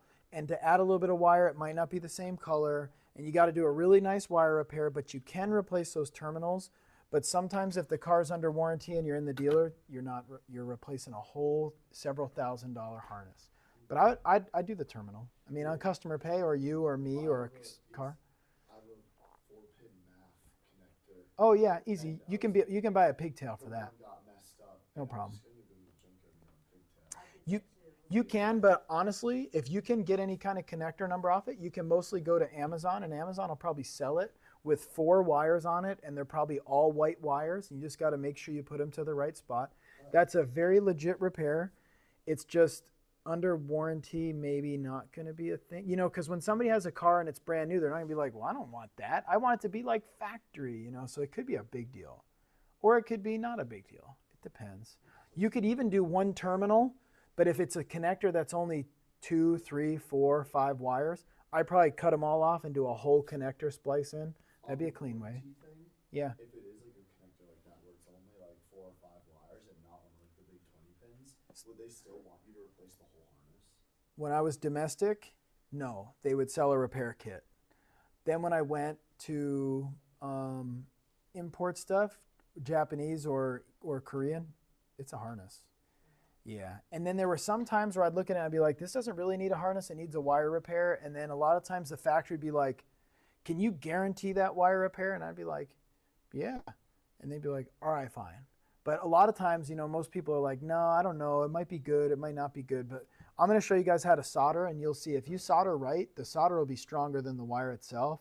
And if we heat shrink it, like I did heat shrink on wires and then buried them in my pond under 12 feet of water for years. So like I actually can physically prove that what I would do will last. But some of that could be negotiable. But it could be a big deal, so you know. And if you did have to break insulation, you could re-insulate it. True. Go ahead. With the connector thing, because I have a problem with that too. Yeah. When it's broken. Mhm. So do you have to buy the I would do. one and the male? I mean, do I have It to depends on what's damaged. So if I can't find it. if you probe just the female and the female got expanded, it most likely won't hurt the male. But let's say you were testing the male and the male got bent, and then the male damaged the female, you might be both. So you just making a case-by-case assessment. You And know. it can be a generic one? Or does it have to be the manufacturer's? The manufacturer doesn't most likely make those terminals. Somebody makes them for them. Yeah, I'll look with you. We'll see if we can find it. And if not, the junkyard's has got it. And sometimes if it's a car that we're just trying to like get by, sometimes I'll bypass the connector altogether and like wire around it. But on a MAF, you can't do that. Good talk, but when we do wire repair, your questions will be answered. Even better. All right, good. So let's talk about some of the more common readings. I think overall we're probably pretty good on the words and the descriptions. Just understand, we talked about the fuse. I think overall pretty good. Here we go to actually measure something. Know what you're going to measure. Set your terminals in the right spot. Set your dial to the right setting. For example, this one being a snap-on meter, you're going to set it to volts in this case, DC volts, either auto range or, you know, if you're measuring for 12.6 volts, set it to 20. If you're measuring for 1,000 ohms, set it to whatever the number is, 2,000 ohms, but probably not 20,000 ohms, because then you're going to get a number that looks a little smaller than necessary. And then we're just real simply going to probe the red positive, black negative, and that'll tell us our battery voltage. In that picture, it's like 12.11 or 17 or something. And really using the meter is that simple. As for how to predict the measurements, which is what we're gonna jump into and where we'll end, a little different, right? So just using the meter, so easy. Simply setting it up, being aware of it, and then probing the right points. For actually measuring the circuit, though, that's going to take another level of understanding. So if mostly the meter settings will be good, now you got to look at the circuit and kind of figure it out. So let's just say if you wanted to measure the voltage that's going into the fuse, you could put your black lead on the ground, put your red lead on the fuse, but remember, I'm saying on the fuse, but that's why we had the little talk about back probing and stuff. So while we're on the boards, it's gonna be no big deal. It's all very accessible. It's easy. Once you get on the car, it's gonna be more complex. So for now, let's just say we put the red lead on the fuse and the black lead on the battery terminal. This is gonna give us what we call available voltage. We call it available voltage because it's telling us on the red lead how much voltage is available right there, right? So remember I mentioned the test light? This is just like a test light. If we took a test light and we clipped the little clamp on the negative terminal and then we put the little test light point, like the little probe on the fuse, what would the test light do if the fuse had power? Bingo. Essentially, available voltage is like a test light, except it's not lighting up, it's giving a number, right? It lit up here. Let's say this was a test light, okay? We're going to test light this baby. If it lit up right here, that means it's getting power to the fuse, right? What if I put it after the fuse and it went out? Fuse. No good, it's open. Fuse is open, blown, etc. Exactly. You understand that? It lit here because it had power. It didn't light here because it lost power. You get what I'm saying? That's a good use of a test light. But if it was a meter, I would hang the negative, leave the negative there, and I'd go and probe stuff just like it's a test light, except I'm doing it with the red lead, okay? I'm going to probe going into the fuse, 12.6. I'm going to probe coming out of the fuse, 0.1. What's wrong? 12.6 going in, 0.1 coming out. Exactly. Same thing as a test light that lit and didn't light. Same thing. But if it's a test light where the test light runs out of gas is this. What if the test light lit here? We put it here and it lit. We put it here and it lit. Then we put it here and it lit, but it lit kind of dim. You'd be like, huh. Well, it was bright before the switch and now it's dim after the switch. What do you think that means? Yeah, that's true. But like, how much? What was the voltage drop? If it had 12.6 coming in, what did it have coming out? And you're like, I don't know. It had bright and now it has dim. Like, you see how that's not really precise? Is it practical though? Absolutely. It is. I won't lie. Test light's still a good tool. I still have one. I haven't used it in a while. But what a meter will do for you in available voltage is probe the red, 12.6. Probe the red after, 12.6. Probe the red going into the switch, 12.6. Probe the red after the switch, 6 volts. You'd be like, oh, well, it had 12.6 and now it had 6. It dropped 6.6 volts across the switch. That's way too much for a switch. Makes sense? So the meter can give you an actual number. It can give you a measurement. The test light, not so much. Especially because remember, the trend in the industry, it's legalistic. It's going to go to court. It needs to be verified by someone who's reviewing warranty paperwork. And it's going to be like, the light was bright, then the light was dim. And they're going to be like, how bright was it? How dim was it? This isn't really scientific. If you say 12.6 to 6.0, that's exact. That's going to be much more concrete than, what's dim to you? What's dim to me? Very different. If you go to tighten a bolt, how do you know it's tight? You're like, this is tight. And I'm like, no, wait, this is tight. The torque wrench is like, it's 15 foot-pounds, you ding-dong. It's 15 foot-pounds, whether you do it or anybody does it, 15 clicks, it's consistency, right? That's the way everything goes. So the test light's out, generally. The meter's in.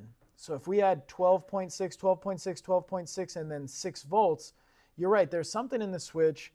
What we just did, if it went, let's make it 12, 12, 12, and 6. If it was 12, 0, 12, 12, and 6, if it dropped from 12 to 6, how much did it drop? Bingo, easy math. You just calculated a voltage drop while using available voltage, right? Now let's say, look right here, voltage drop. This is different. Voltage drop is where you take the 2 leads, right? So if you had available voltage, you hook the ground on the battery negative or some chassis ground, and you probe this over here and here and here and here and there and whatever. That's checking what voltage is available. If you want to do voltage drop, I'm called this before, it's T-Rex arms. You got short arms and you're like, oh, I can't reach all the way over there. Instead, you take the 2 of them and you voltage drop the individual component like that. You see, so look at this, voltage drop. We've got the red lead going into the lamp and the black lead coming out of the lamp. That's a different type of measurement. And that's one of the cases where you would want power to the circuit then to get that accurate. You actually would need this to be powered up. So that's what's weird. We're not measuring in ohms. Ohms looks like a voltage drop, but for ohms, you flip the meter to ohms and you power the circuit down or disconnect it ideally. I do have an ohm measurement coming up. So go ahead. Right there, where those leads are. Yeah. You're right at the source. You are just at whatever you want to test. If it was this thing, that's why I got this thing. If you wanted a voltage drop this, You literally put your red lead and your black lead right on the thing, the component, right? So I like it as T-Rex arms because you can have like your meter right there and both leads are within a foot of each other, or maybe a millimeter. They could be basically touching. So if I hook my black lead here, which I have a green, and my red lead here, and this is my meter down here, I'm actually just voltage dropping this horn. That's it. If I wanted to do available voltage, I'd have to put my black lead down on the ground and then I poke it with my red lead, right? And so if I did available, I'd say 12.6 coming in. No, let's say 12. 12 volts coming in, 6 volts going out. What's my drop? 6. Yeah, but you did the math, right? It was 12 and then it was 6. If I did a voltage drop like this, I put my black lead out and I put my red lead in, your meter will just read 6. You get me? So you don't have to calculate it. Your voltage drop doesn't tell you how much power is available. It tells you how much is dropping between the red and the black, right? So if you came over here and you look at this, your red lead is going on the in of the bulb and your black lead is going on the out of the bulb. I can tell you on this circuit, if we were to have eliminated the dimmer, for example, this should drop 12 volts, right? You want the load to drop all the voltage. If this is active, this should drop 12 volts. 12 volts would be a good drop, or it should drop essentially the full source voltage. If I'm only dropping 6 across the lamp, that tells me that something else is consuming half the voltage, which means whatever this resistance is, there's an equal amount of resistance somewhere else that I need to find that shouldn't be there, right? So the way I explained it in the intro to electrical is your parents are passing down $12. You got an only child here. The only child's expecting $12. If the only child only takes $6, you know that there is some sort of secret child that's not part of the family that's taking $6, and that would tell you if it's split $6 and $6, that child is of equal size and strength of the main child. Make sense? And that's kind of dark, so let's make it about electrical. If you have a load that's only consuming 6 volts, that means there's an equal size and strength resistance somewhere in the circuit. You get what I'm saying? So to be honest, I like available voltage better. I'll shoot straight with you. If I was diagnosing this, I would go to the bulb and I'd see what the available voltage is. If the available voltage right here is 6 volts, I'm going to say, why did you lose 6 volts already? And I'm going to back up and I'll be like, there's 6 volts at the dimmer. The dimmer is not supposed to be there. The dimmer is the second child that's not supposed to be there. The one that lives under the stairs or in the attic with the red hair. I'm allowed to say that. I'm white. So, and my wife's hair is red, so I can definitely say that. And I'm Irish, so I'm clear in every way. All right, so the redhead stepchild right here, pretend you don't know that that's there. And you'd be like, all right, I've only got 6 volts going into the bulb. That means I'm losing 6 volts. So I could back up and be like, what's coming out of this stepchild?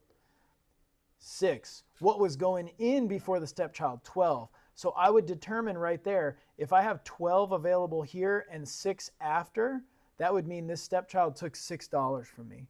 Then I'd go down here and be like, I got 6 coming in and I got 0 going out. This lamp also consumes 6, right? So I like available voltage because I can see it a little quicker. So if I were to make that test light talk, I'd be like this.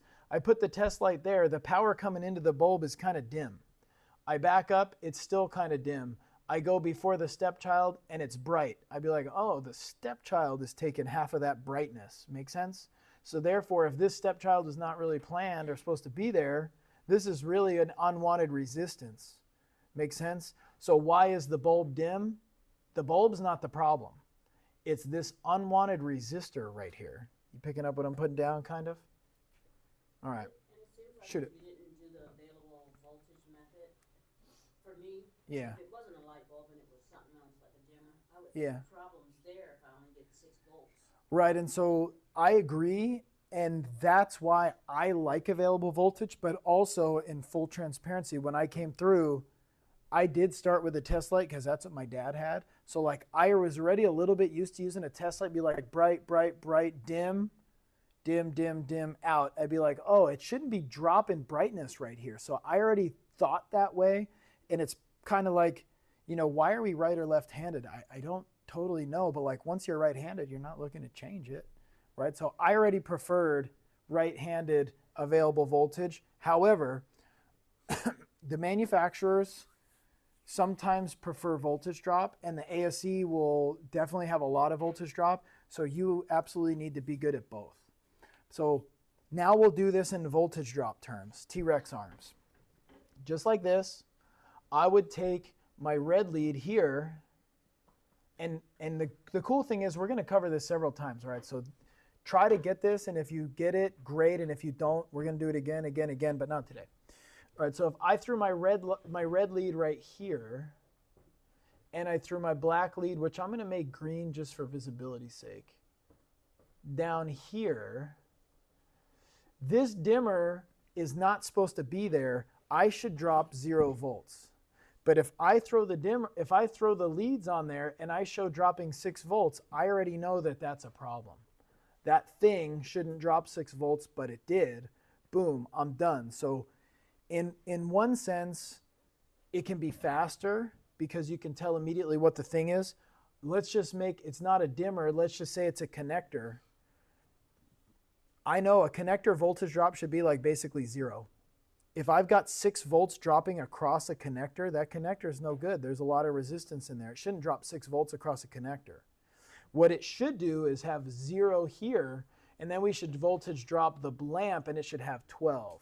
So in a way, voltage drop is just a component tester. It doesn't directly tell you about the circuit. If you voltage drop the lamp and it reads 12, the circuit's good. But what if you voltage drop, this might trick you. What if you voltage drop the bulb and the voltage drop is 12? That's good, right? But the bulb doesn't work. What wrong? It's a bad bulb. Exactly. So if you look at it from a manufacturer standpoint, they're like, just get back there and voltage drop the bulb. And you're like, boom, the voltage drop is 12 volts. And it doesn't work. Take it out, it's the bulb. Quick, right? That's one way that the manufacturer thinks about it. The negative would be, you ready? What if I voltage drop the bulb and I'm expecting 12 and I get 0? Now what do I do? And I'm sort of like, well, I don't know, because I don't know what the drop is. I know what the drop is, but I don't know like what the voltage is. And that's why I like available voltage. If I have a 0 volt drop, let me show you how that could go either way.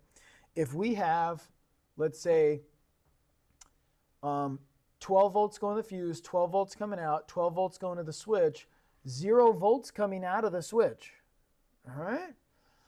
0 volts going into the connector, 0 volts coming out of the connector, 0 volts going into the lamp, 0 volts coming out of the lamp. Guess what? We have a 0 volt drop. I just proved it to you. It's 0 volts coming in and 0 volts going out. My voltage drop would show 0. I would know that there's something wrong in the circuit, but I'm no closer to knowing if it's on the power or the ground side. Get what I'm saying? So what we could do is, let's just say how I would do it. The available voltage, I'd be like, maybe I voltage drop this first, and if I voltage drop 0, I'm going to take my black lead and I'm going to move it over here to the battery. And I'm going to see how much voltage is available going into the bulb, and let's say it's 0. Where's the problem? If it's 0 of it, it's before it. Bingo. Exactly. But what if I voltage drop, I have 0 volts, I move my black lead to the battery, and let's say I have power coming in, but it's a no volt drop.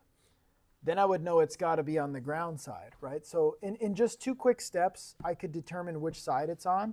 But to be honest, if I'm going to do that, I'm probably just going to go for available voltage right off the bat and be like, all right, how much is coming into the bulb? 0 volts. Oop, pause, hold up, wait a minute, it's back here.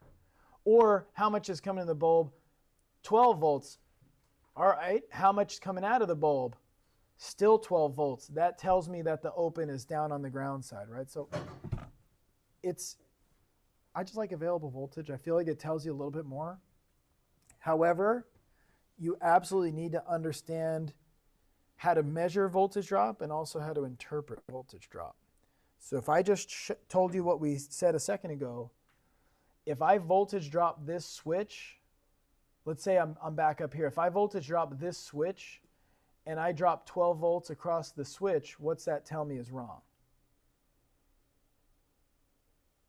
Think of a switch as think of all these wires as roads, right? And you're not planning to spend a big amount of your toll money on the roads. You've got $12 to go about your day. You're not planning to spend $12 on each of these roads.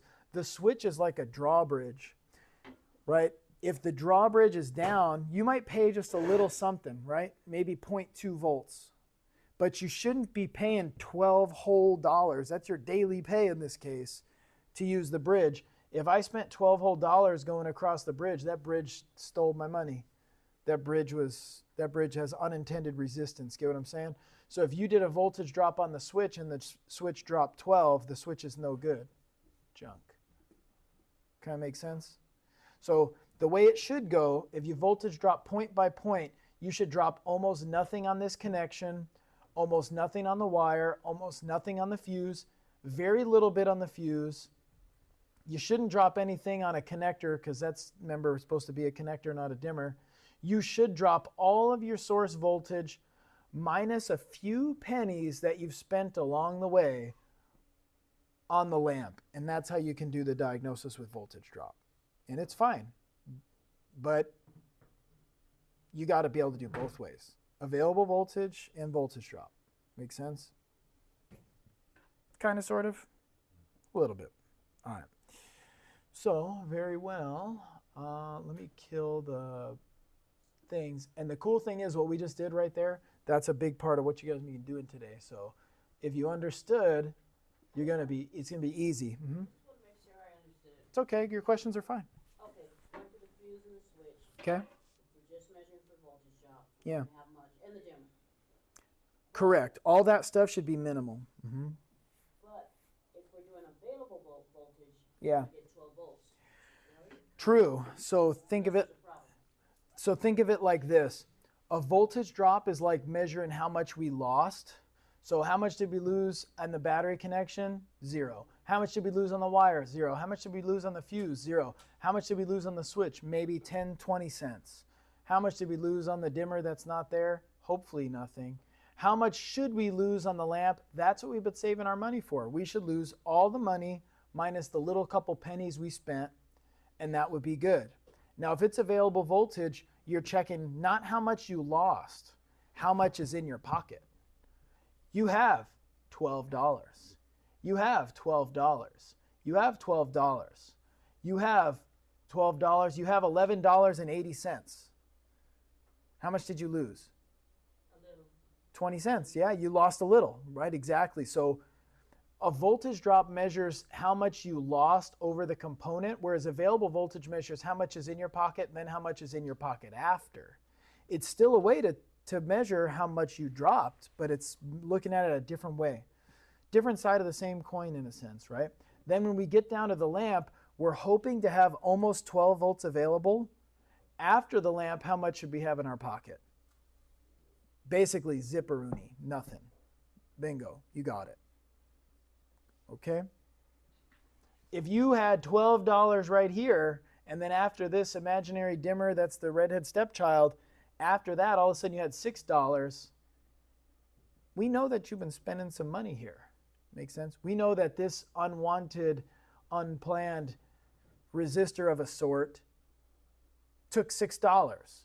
And it's not supposed to because now the lamp is dim because it's only got 6 and it was supposed to have 12. You get me? So this is the fault in the system in this example.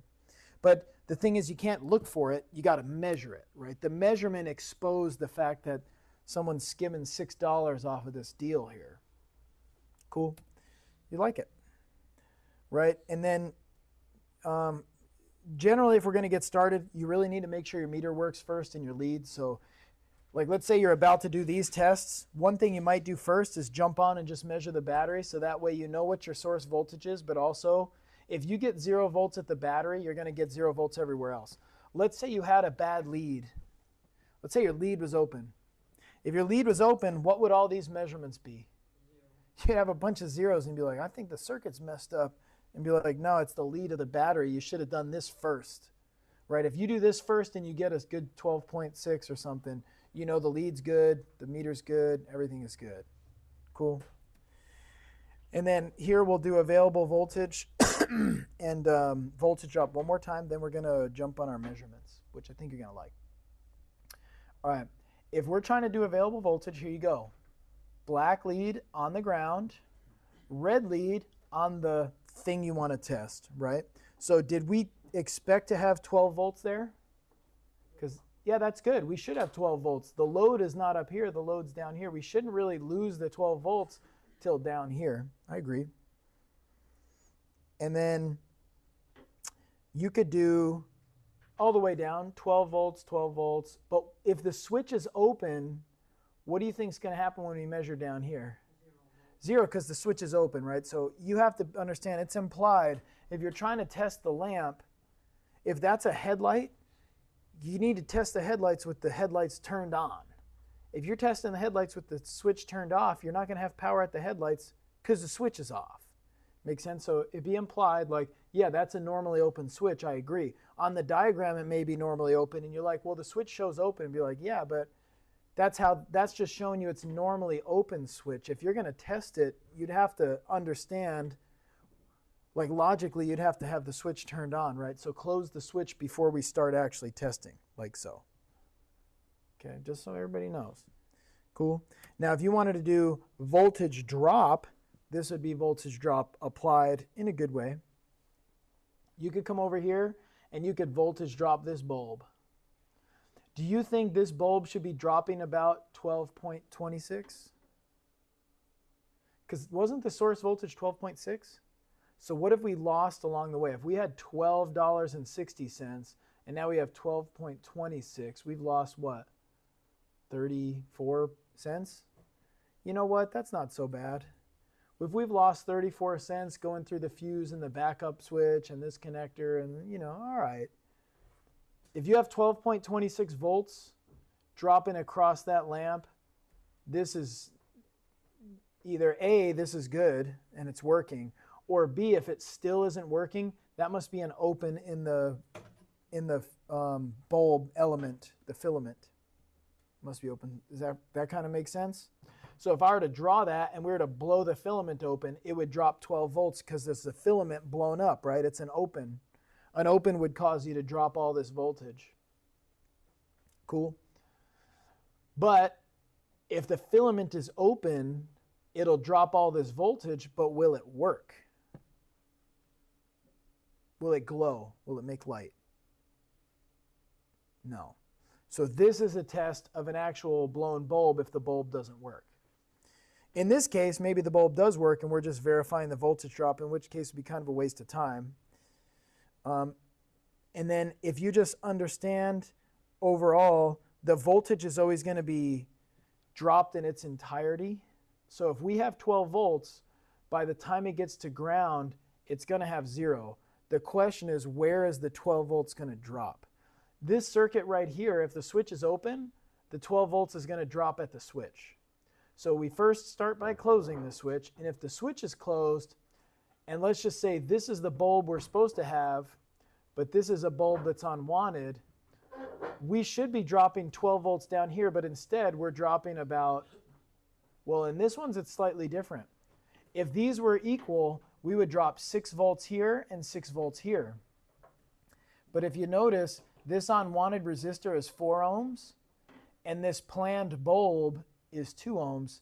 This is actually going to consume double the voltage than this one. So what do you predict the voltage drops would be here? Assuming the switch is closed. You have 2 resistors right here. If this one's 4 ohms and this one's 2 ohms, you should be able to predict what voltage is in between the two. Let's see if that might trip you out a little bit. You could do it with Ohm's law. I think 3 on the first one. Well, this one has double the ohms. So this one's going to drop double. So if we think of the math, the total was 12.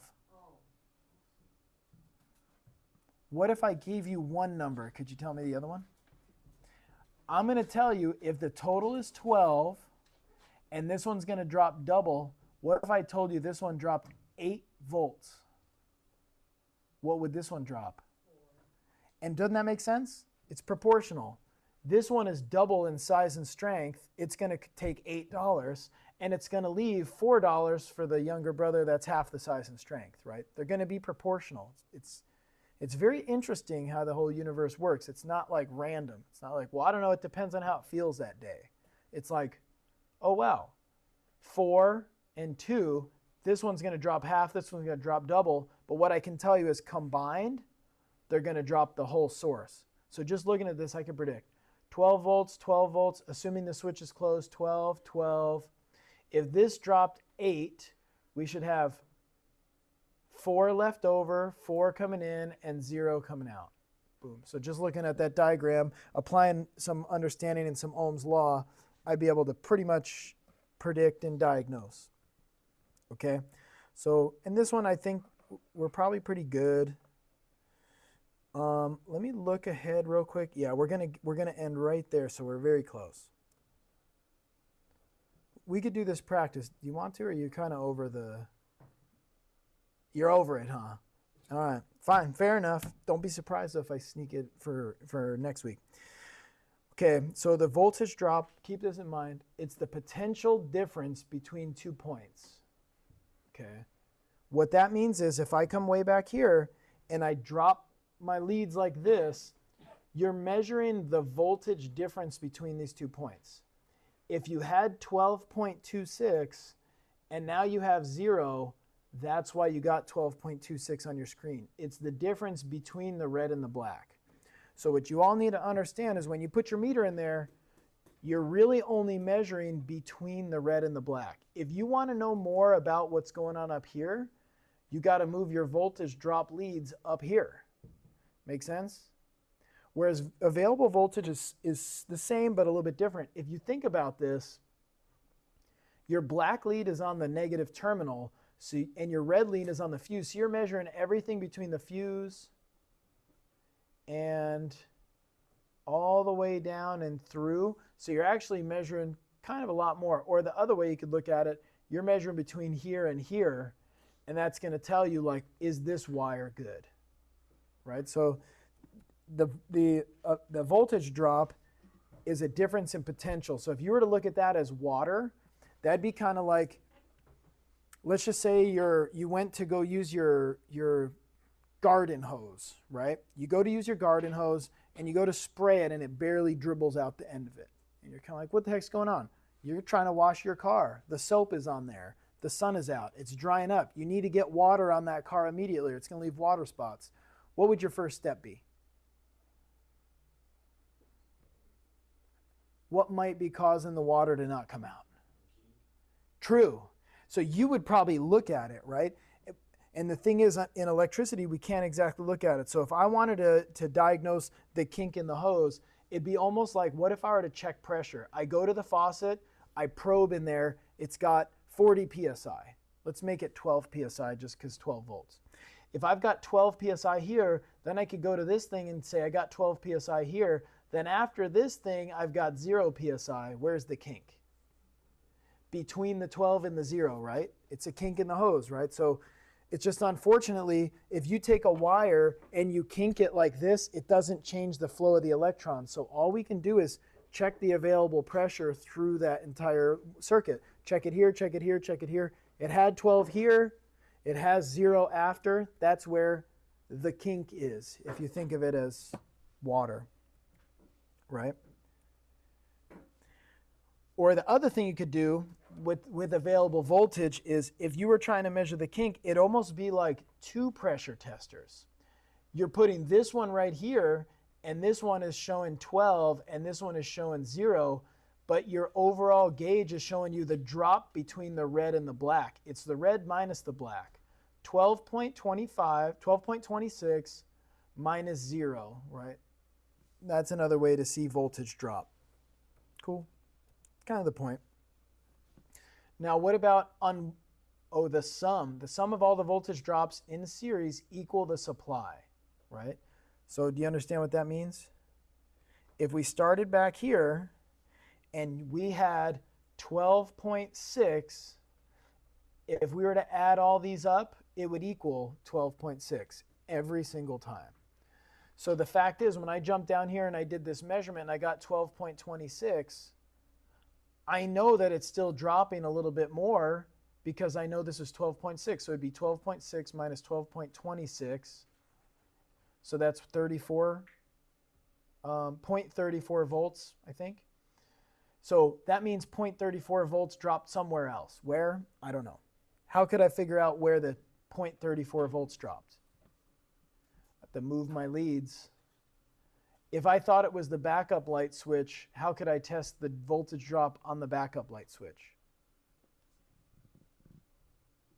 Come on, how could I do it? You're about to do this. I put my, yeah, yep, bingo. You're only measuring what's in between the red and the green. If you want to test the backup light switch, you got to make the backup light switch between the red and the black technically, right? And if I put it on there and I got a number of 0.34, that would tell me that there's no other drop anywhere in the circuit because 12.26 plus 0.34 equals 12.60, right? So it's very predictable. I have a question about that picture. It's interesting, huh? Go ahead. That other bulb on the other side, because they aren't parallel, right? Correct. The exact same as They should both drop the exact same because they both have access to mom and dad's $12 allowance. Yep. And we are going to do, that's part of this too. Remember, this is going to be also circuits. So later we're going to do parallel measurements too. For now, we're just looking at the basics. All right, so if you understand that, then we're good. Unwanted voltage drop becomes a problem if it becomes excessive and occurs in parts of the circuit other than the load. What do you think that means? You're supposed to be dropping 12 volts or the full source across the bulb, right? What if your fuse is blown and you're dropping 12.6 volts across the fuse? What does that leave for the bulb? Nothing. So your bulb doesn't work, and it's not because the bulb, it's because the fuse. And that's an easy one. But what if it's a switch and your switch contactors are, messed up in here? And now all of a sudden, going through this switch, for example,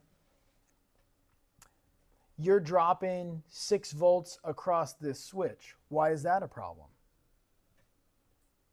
because the rest of it's not going to be as much coming out. Exactly. These are only going to have 6 point something available and the bulbs are going to glow dim, right? So excessive voltage drop is a problem when it's in the wrong spot, and it'll cause different things depending on where it is, right? That's kind of what this is saying. And how do we diagnose it? We measure. We measure, and then you can determine where it is. You can't measure by looking at it. You got to measure with the meter. So in a good circuit, the resistance of the cables, terminals, connectors are very low, which causes small and insignificant amounts of voltage drop. Remember what I was saying? You might pay a couple pennies over here and a couple pennies over here. You might even pay up to 20 cents. 0.2 volts is like kind of the max for a switch typically. But you shouldn't be dropping volts. You should be dropping like point something somewhere, a little something, not a lot. Make sense? That's what that's saying. An excessive voltage drop in circuits, cables, connectors, switches, it not only reduces the efficiency, it'll consume voltage so that the load won't be, if it's a bulb, as dim.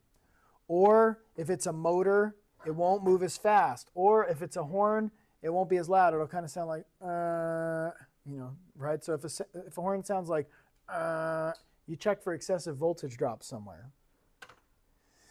And remember, excessive voltage drops is a direct result of unwanted resistance. Get what I'm saying? So if it's dropping voltage, that means there's resistance in the thing. If it's dropping voltage across the switch, that means the switch contacts have resistance, corrosion, there's something in there. So we're essentially measuring what the resistance is, but more accurately by measuring what the pressure is, the voltage, electrical pressure. Cool. If you want, you can disconnect it. You can measure the resistance too. But remember, when you measure resistance with your meter, it's using the little 9 volt that's putting just a little electrons out. It's not a very dynamic test. It's not testing it at its full capacity. So it's better to measure the voltage and the voltage drop. Cool. So like this, just kind of showing, we can measure the unwanted voltage drop or the unwanted resistance by checking the available voltage in and checking the available voltage out. Or you can do the voltage drop directly by measuring the pressure difference between the black and the red. Either way, here's a spec for you. Voltage drop across each side of the whole circuit should not exceed 1/2 volt. So if you found you've paid out more than 50 cents, that's excessive. Now it would be proportional to the defect. So if your headlight doesn't work at all and you find you dropped 1/2 volt somewhere, 1/2 volt isn't going to make the headlight completely an op, right? It would make it a little bit dim, but overall the engineered design is it shouldn't be dropping more than a 1/2 volt anywhere. The whole thing. So that includes the switches, the fuses, the wires, all that stuff. But if it's 24 volts, we could drop up to 1 volt. You notice there's a proportion there. 12 volts can drop 1/2, 24 could drop 1. Proportionally, those are equal. And then voltage drop across an individual wire, a connection, a switch, something like that. Every single individual component should not be more than 0.2 each. So if you test a switch and it's more than 0.2, that switch is no good. If you test a switch and it's 0.3 and you don't really seem to have any problems with the circuit, maybe I'd let it go. But even still, that switch is excessive. Some good specs for you to remember, or at least keep in mind. So if you were to think of it in dollars and cents, you should not be paying any tolls along the way of more than 20 cents, and the total of all the tolls should not be more than 50 cents. And if they are, you got to figure out which one's overcharging so that we can replace it. Cool. And so again, when you want to measure the voltage drop, I think you guys have seen it enough. You should be pretty ready to do this. If I gave you this circuit right here, would you know how to measure the voltage drop and available voltage? And could you build the circuit? Well, the good news is that's what we're doing now. So I'll end this for us.